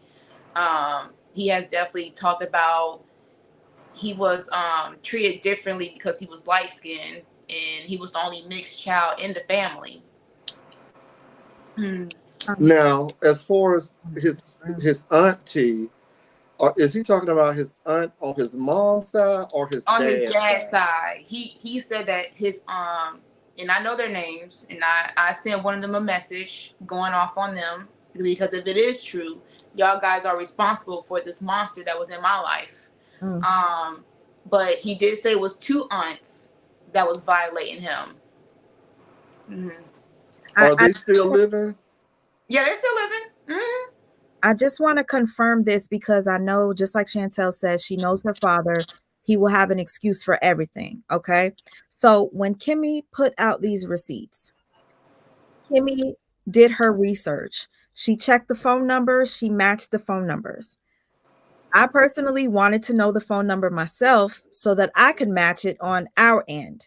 On our end, meaning me and Tina Lampo. Tina Lampo is the one that connected me with Clarence Freeman. While me and Tina Lampo were speaking to Clarence, about maybe 3, 4 in the morning, Clarence decided to message Tina Lampo and say he wants to get to know her. And he wants to get to know her on a personal level. And what he did was he gave Tina Lampo his cell phone number. So what happened was, when Kimmy said that she had done her research and she confirmed that those text messages were real, I wanted to know the number myself so I could confirm it on my end.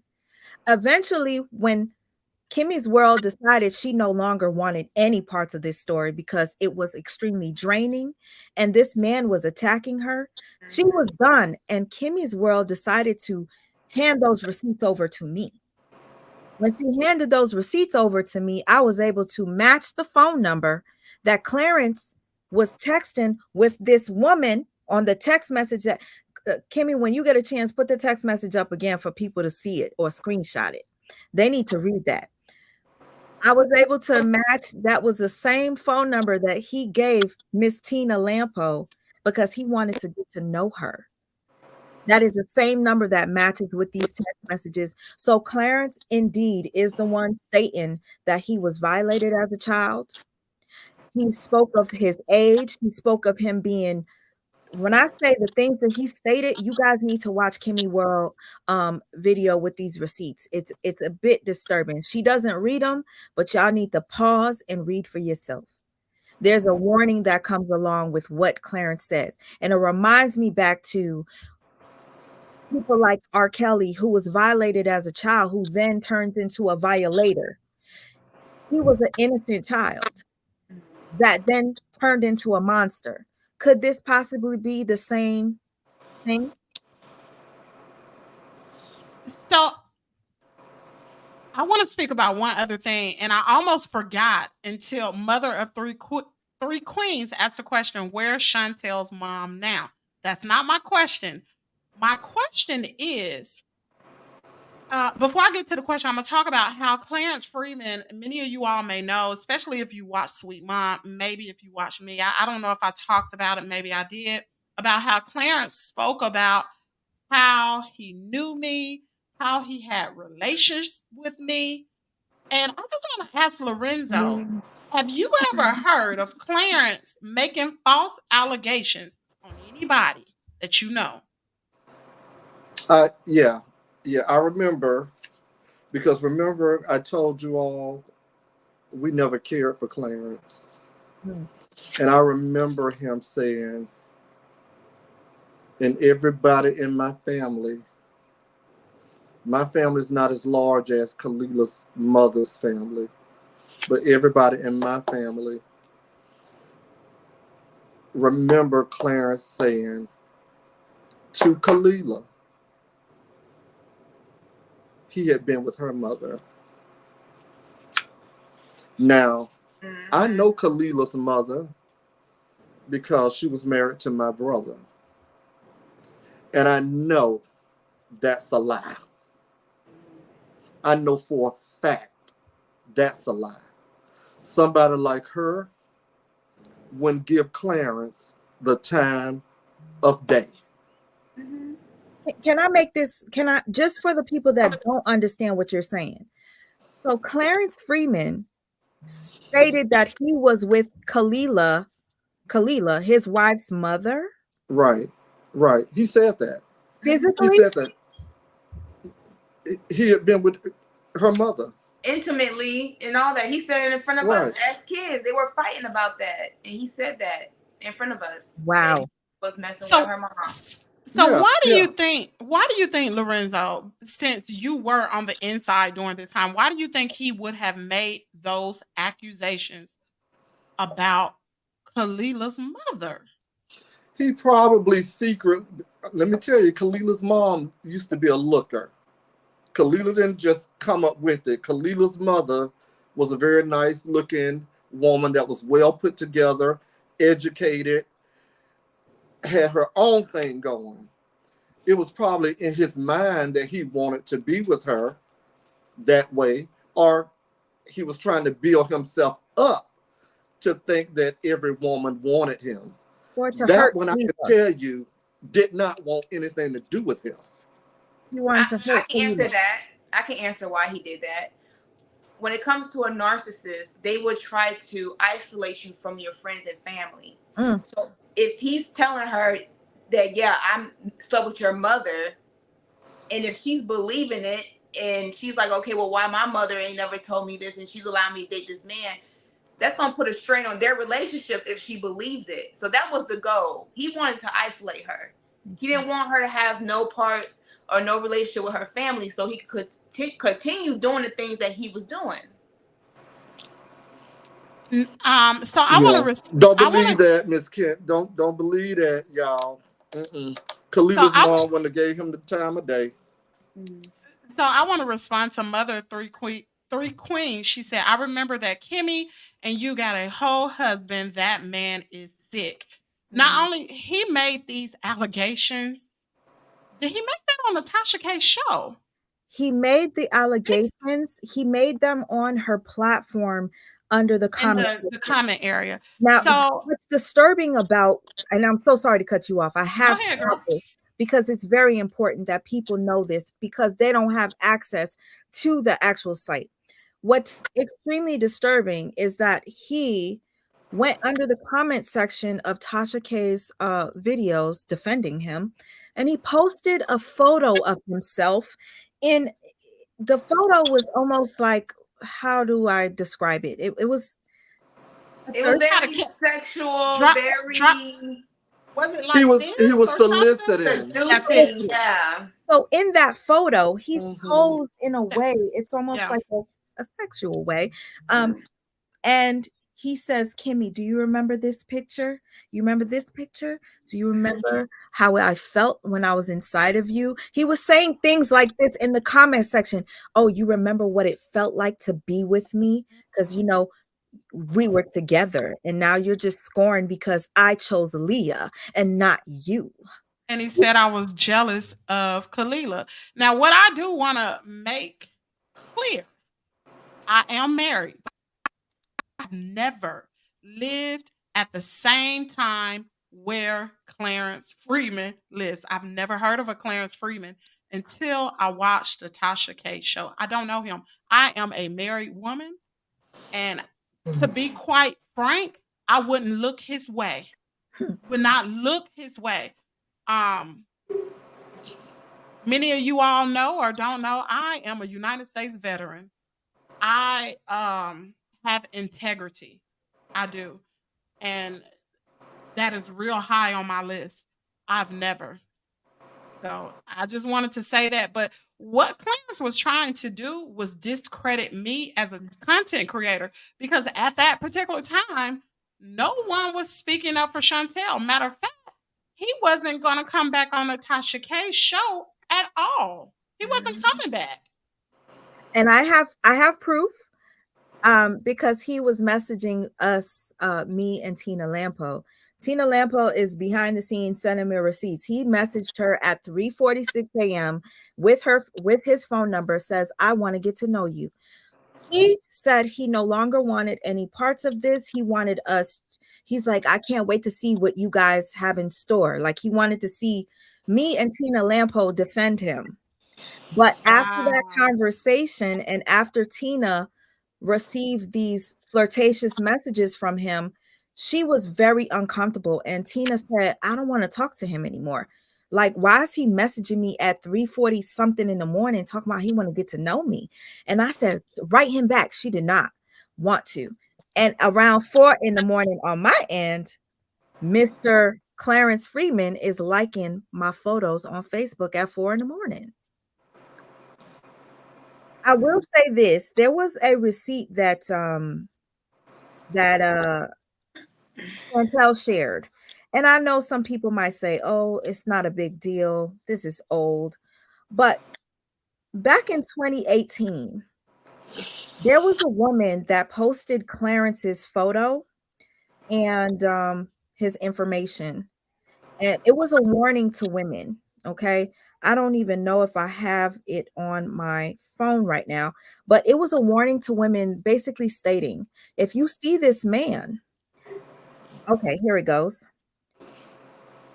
It says, when you Google your womanizing deadbeat daddy. This is somebody that That's my sister who shared that post. Yeah. okay. Mm-hmm. So on the post, it says January 21st, 2018, Clarence Freeman, Fort Worth, Texas.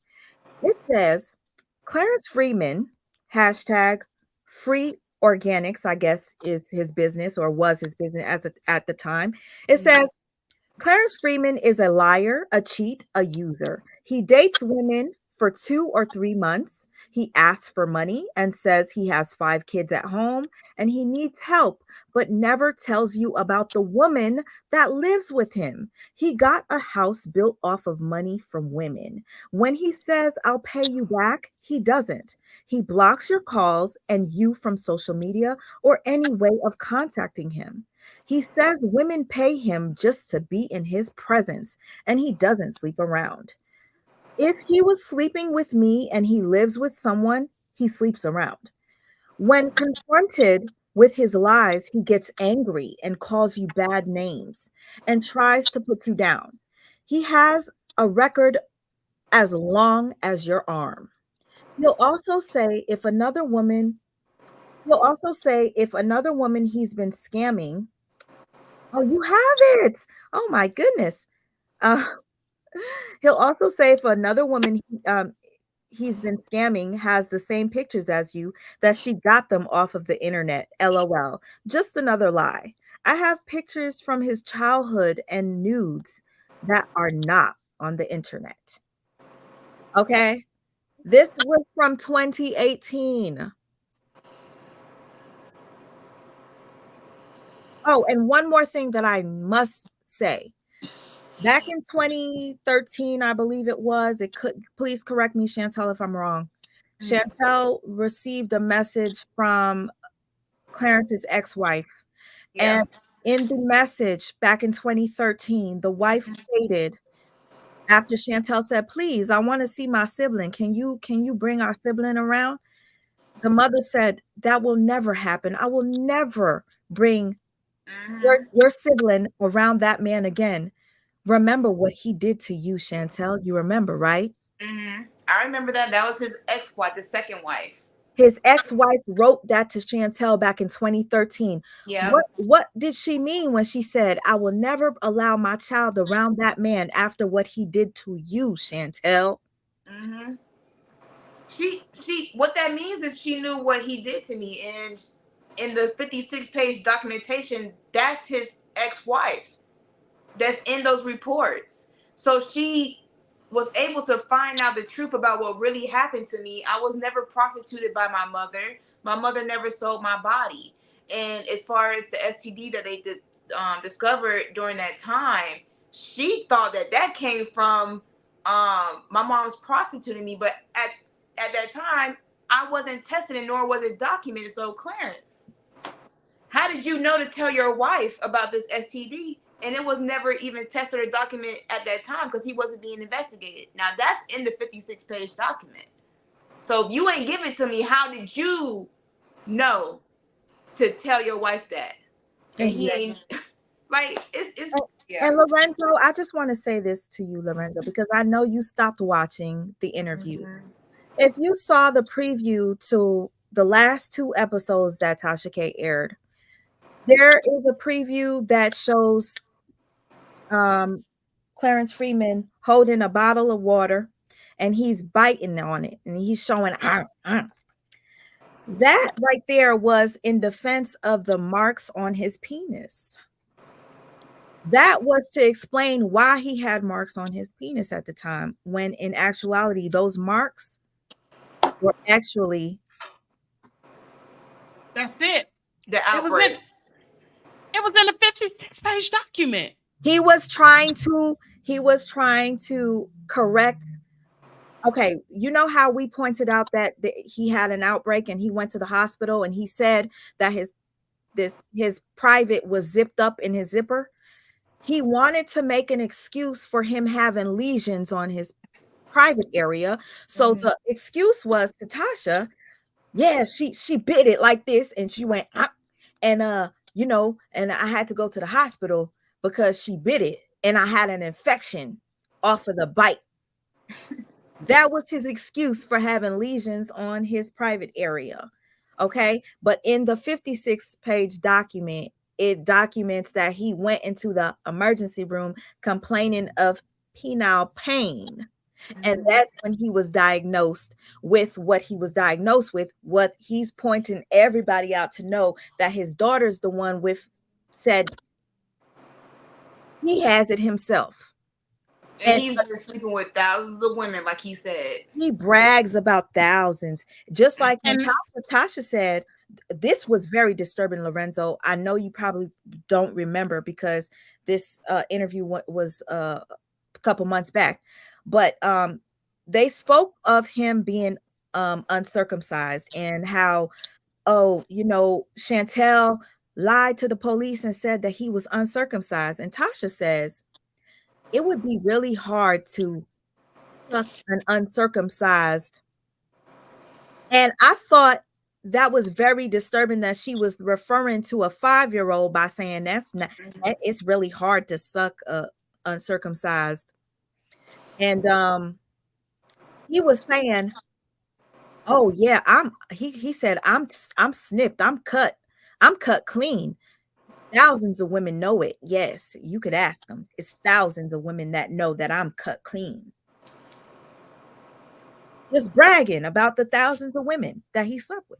So I want to make sure I bring this out. Clarence Freeman spoke about that Chantel does this all the time by telling her story. And she's also, from Clarence Freeman's mouth, stated Chantel has manipulated people for money. Now, I'm gonna ask Lorenzo, do you know of any time where Chantel has manipulated any? And you may not even know. And then if you don't know, Chantel, I want you to answer that question. Have you manipulated anyone for money? Have you had any GoFundMes asking for money for telling your story? No, I have never asked anyone for no money. I have never created a GoFundMe. I have made that very clear on my Instagram that I did not create a GoFundMe. That is not me. I I'm not even the type of person to be asking for money because of how prideful I am. So no, I never created anything or asked anyone for any money. Now, I do want to say that before Amen. we did this live, I did check because, of course, I got to check. Mm-hmm. I did not see any GoFundMe's. And matter of fact, in the little group that we have, someone offered to Mm-hmm. start a GoFundMe for Chantel for legal reasons, and she said no. I said Go no. ahead, Lorenzo. I've never heard of any money being transferred or even being suggested for Chantel or by Chantel. I never have. I haven't seen Chantel in forever, though, and I wouldn't think that would be the case. I think it's another form of deterring from the truth. Now, Now, I do. Oh, go ahead, Chantel. I'm sorry. I do want to go more into detail just to show his characteristics a little bit better. Um, Lorenzo, you said you never heard directly the things that he will say to Kalia, but what are the things that you have heard through family of like the name calling, and what particular words would use to degrade her and belittle her? Nothing I would hear about. I mean, I'm sure he said some things, but he wouldn't say anything in front of us other than what I've mentioned. Mm-hmm. Yeah, so no, I think he was smarter than that. Mm-hmm. But what are the things that you have heard as far as like him calling her? Oh, he would just say she know I like light skinned women. This is Khalil, the first dark skinned woman he done dated or whatever. He like light skin. But Mm-hmm. that's it. I mean, mm-mm. I mean, calling her dark or whatever, but not in a degrading way to him. But it would be like, you're hearing this man say that you are not what he usually date, and you're a dark skinned woman. You're darker than I am. Mm-hmm. So just one of his tactics of, degrading her, Mm-hmm. dehumanizing her. He Mm-hmm. has many tactics, I see. One He has thing. so Oh, go many ahead. tactics. Go Oh, ahead. I'm so sorry, Kimmy. Go Now, I was ahead. gonna say he has so many tactics. And one of them you mentioned when you spoke to him, he played victim and said, I just want to take my life. Right. Um, and I feel like that was a way of getting sympathy from you. Because when he was on Tasha K, he just kept saying, I got so much on Chantel, she'll want to end it. I Mm-hmm. got so much on Chantel. She'll it was almost like he was getting pleasure from knowing that whatever secrets he revealed on her, it would make her or distraught her so bad that she would want to take her, you know?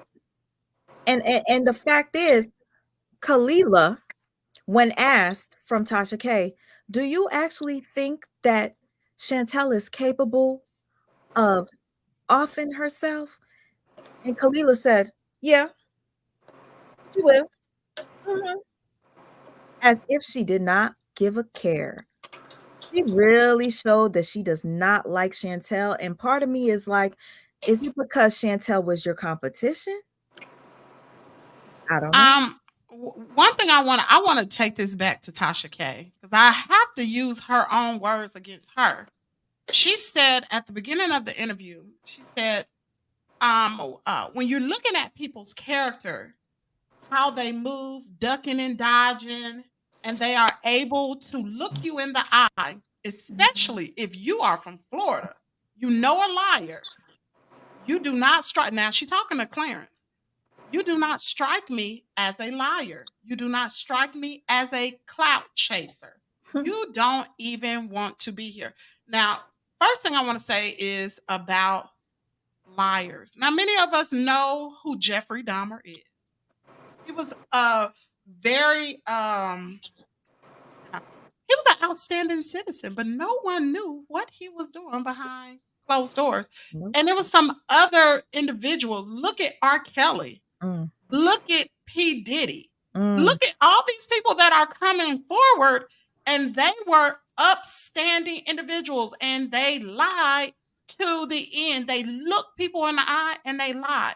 Just because a liar will look you in the eye does not mean he's a liar. Now, she also said that he doesn't strike her as a clout chaser. But every instance that I saw on Instagram, he's bragging about vehicles that he had. And you can go check it out yourself. He's bragging about vehicles. He's showing pictures of trucks. Some of these vehicles are not even in his name. They are in women's names. He's showing photos of the outside of his home. He's showing that he have 2 SUVs and 1 car, but he's not a clout chaser. He's bragging about he's getting his grown daughter's nails done and how he take care of his girls. Now, I know one thing, my dad has never said that he take care of his girls and going to get my nails done as a grown woman. There is something wrong with that picture. And to me, if you go and look at his photos, he is that is a clout chaser.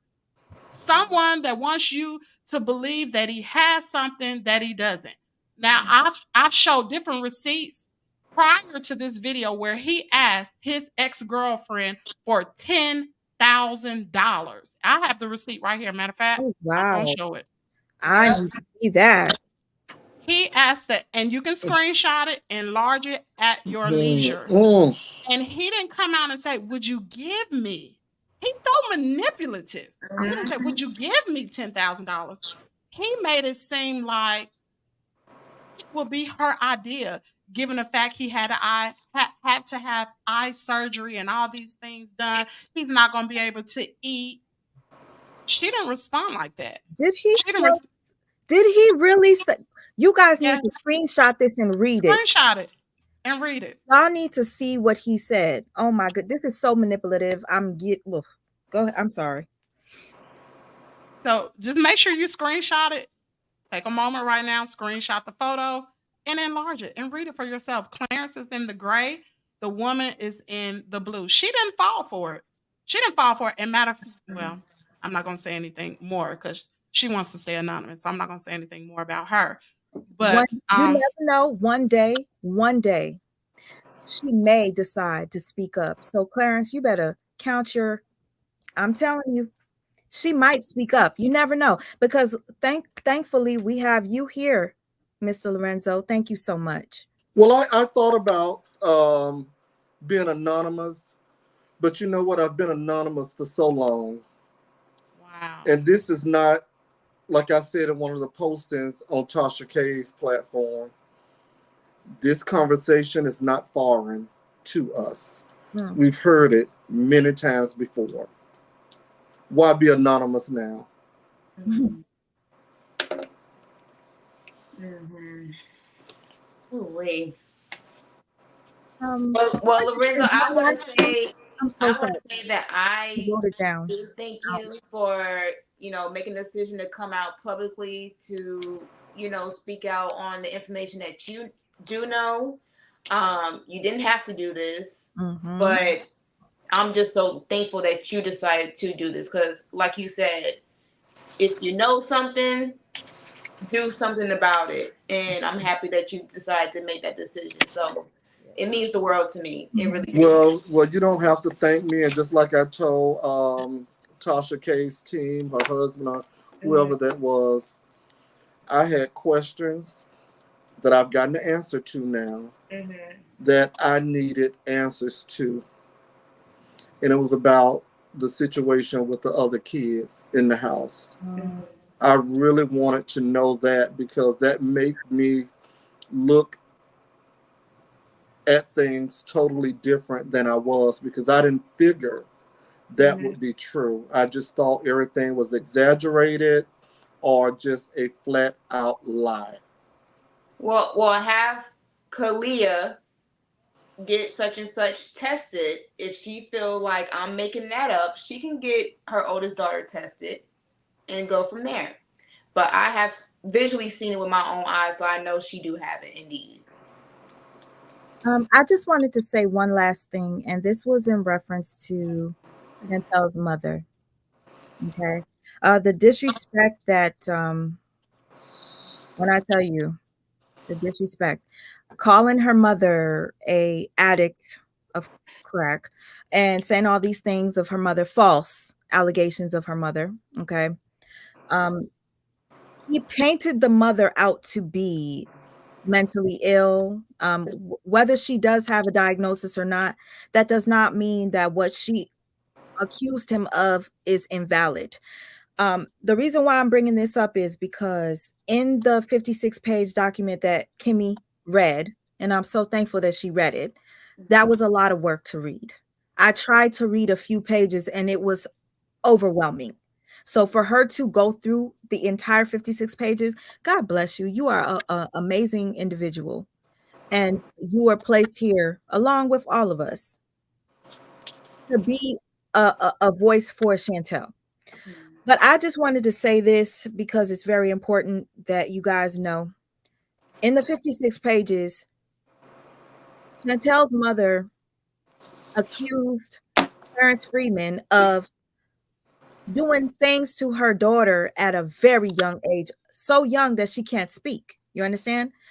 And it was said that the mother is mentally ill, so everything that comes out of her mouth is just, don't believe it, because she's mentally ill. But now when we think back to Chantel's 18-month-old sibling that ended up in an emergency room after he was panicking and saying that she was banging her head on the wall and whatnot, here, you could have her back. Sores in the mouth, in the hospital, diagnosing her with said, disease, and finding it in traces of it in her esophagus. It leads me to believe that the only reason why no other person has accused him is because he did it to them before they could even speak, before they could even recognize what is being done to them. So, with that being said, an 18-month-old with sores and lesions in her mouth and in her esophagus, it really makes me think that maybe the other children that have this going on their mouth experienced the same thing Chantel did. The only difference is he continued to do it to Chantel after a certain age. Her mother probably truly did witness Clarence violating her at those the ages that was placed in the document. Kimmy, can you remember in the document what age that the Chantel's mother accused him of doing said acts? At the age of 5, would you like me to pull up the document? I think you said Was it 5? I Hold on. remember you reading it. I think the mother stated she witnessed it when she was an infant, that he was putting his Hold private on a minute. in her I'm getting mouth. ready to pull it up. And while she's pulling that up, I want to comment on or respond to a comment I see. Breakbeat did tell Clarence that he can come on their platform and bring evidence to share his side, and I have those text messages. Miss Kimmy's World, she also gave the same opportunity to Clarence to bring him onto the show. Gave him her contact information to share any proof that he had, and he never did it. So that's not true. They did give him a platform so he can speak out and show his receipts, but he never did.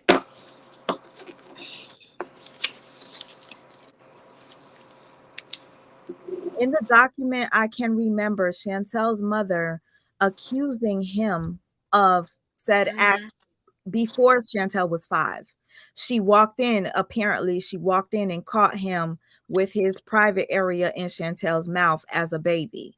And he chalked it up to her being mentally ill.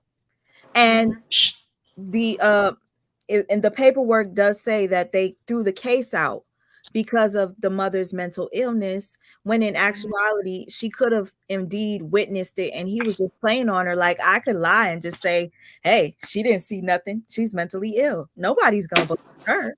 Chantel, how old were you in 2000? 5. So this was actually at the age of 5. If you look at reference number 8, can everybody see that? Reference number 8. Look at reference 8. It says DCF 2,000-138-257, date 9/2000. Mother witnessed father Clarence ejaculate into Chantel's mouth and put PENIS, I'm not going to say it, in blank anus. Case closed. The court gave custody to Ned Clarence Freeman. And the reason why there's a black part that has been redacted because that is a victim's name. Can I just read the number 9? Number 9 says the father ejaculates in Chantel's mouth. Case closed. Child not spoken to. The mother is mental. So that was the way the case was closed, and Chantel was not spoken to.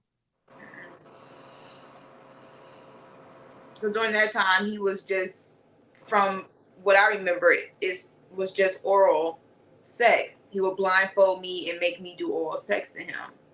Now, like I told everyone before, when I saw these documents, that was my first time ever seeing those documents. So when I couldn't remember when I lost my virginity, it states there when they talked to me at 8 years old, I wasn't a virgin anymore. So that clarifies why I couldn't remember, because I was so young.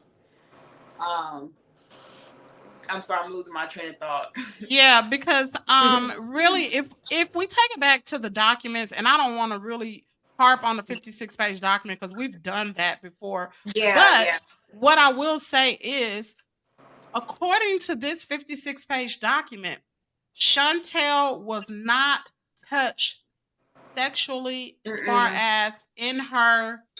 She was still a virgin up until 7.5 and age 8 because they did what am I trying to say? They did physical examinations and all that came back unfounded. She had not been touched. And you can go back and you can watch the videos and you'll be able to see where I went through the document. Does anybody have anything else in closing? Or any questions? Just to confirm what you just said, while watching Tasha K's interview with Clarence Freeman earlier today, I did hear Clarence say that Chantel was tested 20 times, and it was proven all 20 times that she was never violated in a sexual way. And the fact that he stated that, but then accuses the mother of putting Chantel in harm's way and selling her and prostituting her at age 4 and probably younger, it just doesn't add up. How do you tell Tasha in her care she was tested over 20 times and all found it that she was never touched, to accusing the mother of prostituting her at age 4 and selling, her for drugs? So we do know that Clarence Freeman boldface lied on the Tasha K platform because in the 56-page document, it came out blatantly and stated, because it blatantly stated that there was no prostitution. All that was unfounded. Case closed. She had not been touched, period. Clarence got custody of his daughter at the age of 5. So, I think some people have some comments. I do want to talk about this one. I know this came up in another one. Does Lorenzo know that Clarence's brother have worked in law enforcement for over 20 years? Well, I'll tell you, yes. Yes, I actually know Clarence's brother. I didn't know Clarence, but my mom had a sister that lived down the street from where Clarence's brothers lived in Monroe Heights in Riviera Beach. And we would have to pass their house to get to my aunt's house. And as we grew up, started getting older, bigger kids, we would often hang out with Clarence's brothers on his dad's side. Two of his brothers. One of them is Clarence, one of them is Alex. Clarence and Alex. Not Clarence Freeman that we're speaking about here, but there's another brother. And his brother, Go ahead. Go ahead. I'm sorry. His brother Alex has been in law enforcement for a long time. As a matter of fact, he ran for sheriff for Palm Beach County a couple times. Sheriff. Yeah. So but he's a beautiful soul, though. He would be good in that role. I hope one day that he gets it, but I know two of his brothers. So there's another question. He was blindfolding her. Do y'all think he was selling her to other men at an early age and he was also messing with her? I would say no, because according to that 56-page document, there was no sexual abuse prior to age 7.5. Nothing. She had not been touched vaginally. You can answer that if you want to. And he was very Sukima. adamant with telling Tasha K that it happened at age 4. He kept saying age 4, and the reason being is because Shantel was in her mother's care at age 4. And it's very, very telling that the documents state that she was diagnosed with a genital, STD at age 8 in his care. He says it's not possible because he was incarcerated at the time. No, it is very possible. Okay. Does anybody else want to say anything else in closing? Well, I had a premium comment to come through on my phone from a family member, one of my family members. And it says, make sure you say before you get out that seat, when he met Kalila, she had some problems like any other young lady with kids did at her age, but no problems were like the ones she experienced after meeting him. Wow. Wow.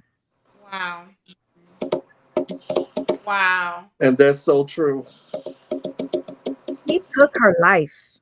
He took All of her Kalia's years. life. He All took of her Kalia's years. life. He took her name. Your name is Kalila. You see how I'm calling her Kalia? Her name is Kalila. He took your life. And you know what? One thing I will say, and I pray that this happens, that Kalila, you wake up and you realize your worth. You realize that you were a victim of Clarence's, okay? You are a victim of him. And anybody that is watching right now that has been a victim of him, has been infected by him from anything, whatever it is, please speak up. Please speak up. You're helping this beautiful young lady out. Chantel Freeman has gone through so much that we don't even know about. Okay. And, the fact that Mr. Lorenzo, you came up here today, you did the work of God. And I know some people might not believe in God, but I will tell you right now, he is real. Thank you so much for what you did tonight. And thank you all for being there to support her and support other young women or men or boys or girls who may just be going through the very same thing. Oh. Lorenzo, I just want to say this to any of Kalila's family who is watching, or if Kalila herself is watching. First of all, I want to speak to you. I strongly believe you were a victim as well. You are only 19 or 20 years old. No woman should be treated, downgraded for their color, how they look from anybody, any man. No woman should be mistreated the way you were. This man continued to have babies on you. You worked hard. You were a truck driver. You were a hairstylist. You were a nurse at one time. You worked hard. And I'm gonna tell y'all this because I have a husband, and my husband's job is to provide for his wife. And that's what husbands are supposed to do. Not out here screwing every time Dick and Harry and bringing babies and ruining a very highly intelligent woman's life. I also want to tell you, Kalila, your uncle did not come on this platform to bash you. Your uncle loves you, your family loves you, and I don't care what Clarence Freeman tells you that your family don't love you. Your family do love you. They just don't love what is going on with Clarence Freeman. That is wrong. And I know you went on the Tasha K show and you said you were getting a divorce, but up until this day, there's no paperwork that's been filed. From the research I've done, it takes 3 to 4 months to get a divorce in the state of Texas. It's been 3 years. I want you to know that your family loves you. Your uncle loves you. He did not want to come on this platform, but no woman, not you, not Chantel, nobody should be treated the way Clarence has been treating her and you. So if there are any other victims who are watching this show, come forward. Say something. Do not let him get away with it. Oh. Trust me, there's a community out here that will support you. We have supported Chantel. It's been hard. When I tell you it's been hard, it's been emotionally draining for me. It's been emotionally draining for Sweet Ma and Tina Lampo, and there's so many other ladies in the background that y'all don't even see that we communicate on a daily basis. But trust and believe, this story has affected a lot of people and it hurts. So if you yourself have been abused, if you yourself know of someone that has been abused, just like what we started this show, if you see something, say something. Here's the hotline. Make sure you write this number down, 1-800-656-4673. This is the National Sexual Assault Telephone Hotline. Make sure you put it to use just because, as you can see, a lot of people don't. When I tell you so many women, Black women, did not believe Chantel on Tasha K's app, dogging her, making sexual advances towards Clarence Freeman. I think it's a joke. It's not a joke. This young girl has been victimized over and over and over again. And let's be clear, no one has ever said Chantel was a saint. Would you be a saint if you were abused at the age of 7.5 and 8? I was still playing in the dirt, playing with dogs. 5. 5 years old. Would you be a saint? Her credibility is not on trial here. It's what's been done to her.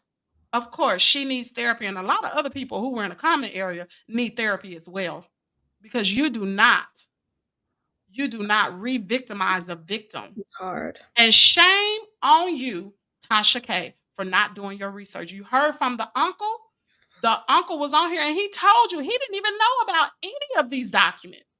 And he let some man, I assume it was your husband, that research was not done. You knew. You should be held accountable because as a content creator, it is our responsibility to make sure we put out the truth. And if it ain't the truth and we misspeak, we need to come back on the platform and we need to apologize to our followers or our subscribers. I'm going to let Sweet Mind go ahead and close it out. I just want to say this to Kalila. Kalila. That's a beautiful name. That's your name. Kalila. When I watched you on Tasha K, you looked broken. I don't know you, but you look broken. You allowed that man to use you. He used you. From what I'm hearing, there was an incentive for you to go to Tasha K. If this man did not give to you what he promised to give you to go on that show, that is further proof that this man has used you. You are a puppet to him. But why are you allowing this, Kalila? Why? You're so much better than that. I can see the brokenness in you. I can see the anger that you hold in your heart for Chantel, but it's not Chantel's fault. If Clarence had ever made you feel less than a woman and put favoritism on Chantel, that could have caused you to feel some sort of jealousy. And I'm not, I don't want to make this assumption, but it could be. Just pray about it. I promise you. Pray about it. Ask for your heart to heal. Chantel didn't do anything to you. Chantel was a victim, and so are you. Kalila, wake up. Wake up, Kalila. Wake up. Love yourself. Over 20 years of loyalty to someone who has never once been loyal to you. Kalila, wake up. And thank you again, Miss Kimmy, for this platform. Thank you again for all the work that you do. So many people reach out to Miss Kimmy for a reason, okay? We are both being used as vessels. Thank you to Tina Lampo. Had it not been for you, I wouldn't be on this story. Thank you, Chantel, for opening up to all of us and sharing with us certain things that even the viewers don't know. We're still holding off. Chantel has so much more to share with you all, but we need your support. Please share this video. Understand that there are many single mothers out there that feel like no man will accept them with children. And all along, you might meet a Clarence that'll take you in, make you feel as if he is your knight in shining armor for sure. And what is he really there for? To take your soul, to take your life, and to probably violate your children. Wake up. Kimmy, thank you. Thank you, Mr. Lorenzo. Thank you, Chantel. Thank you, everybody that's in this live right now. Thank you, thank you, thank you. And most of all, thank you. Thank you, God. Had it not been for you, Lorenzo would have not come through for us tonight. Thank you.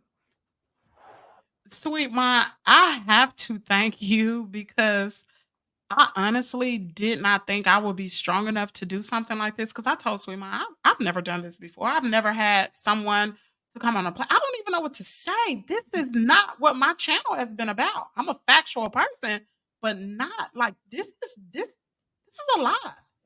And I also want to thank the rest of the ladies that have been in the chat because y'all don't know who they are, but we know who they are.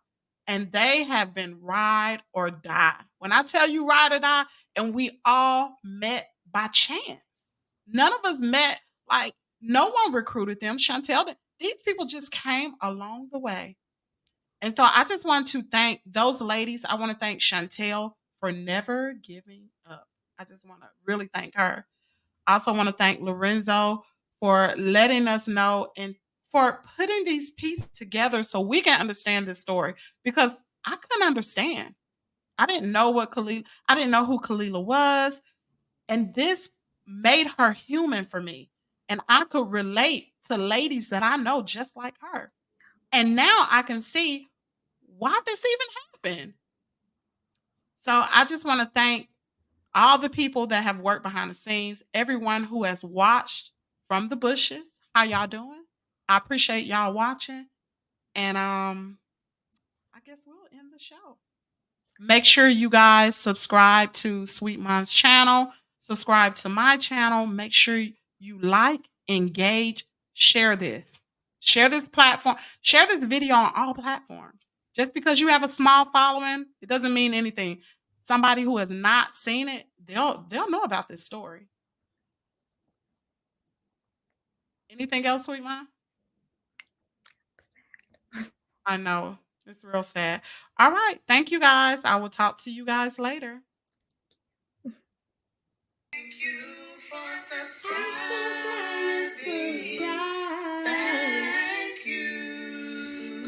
just that subscribe.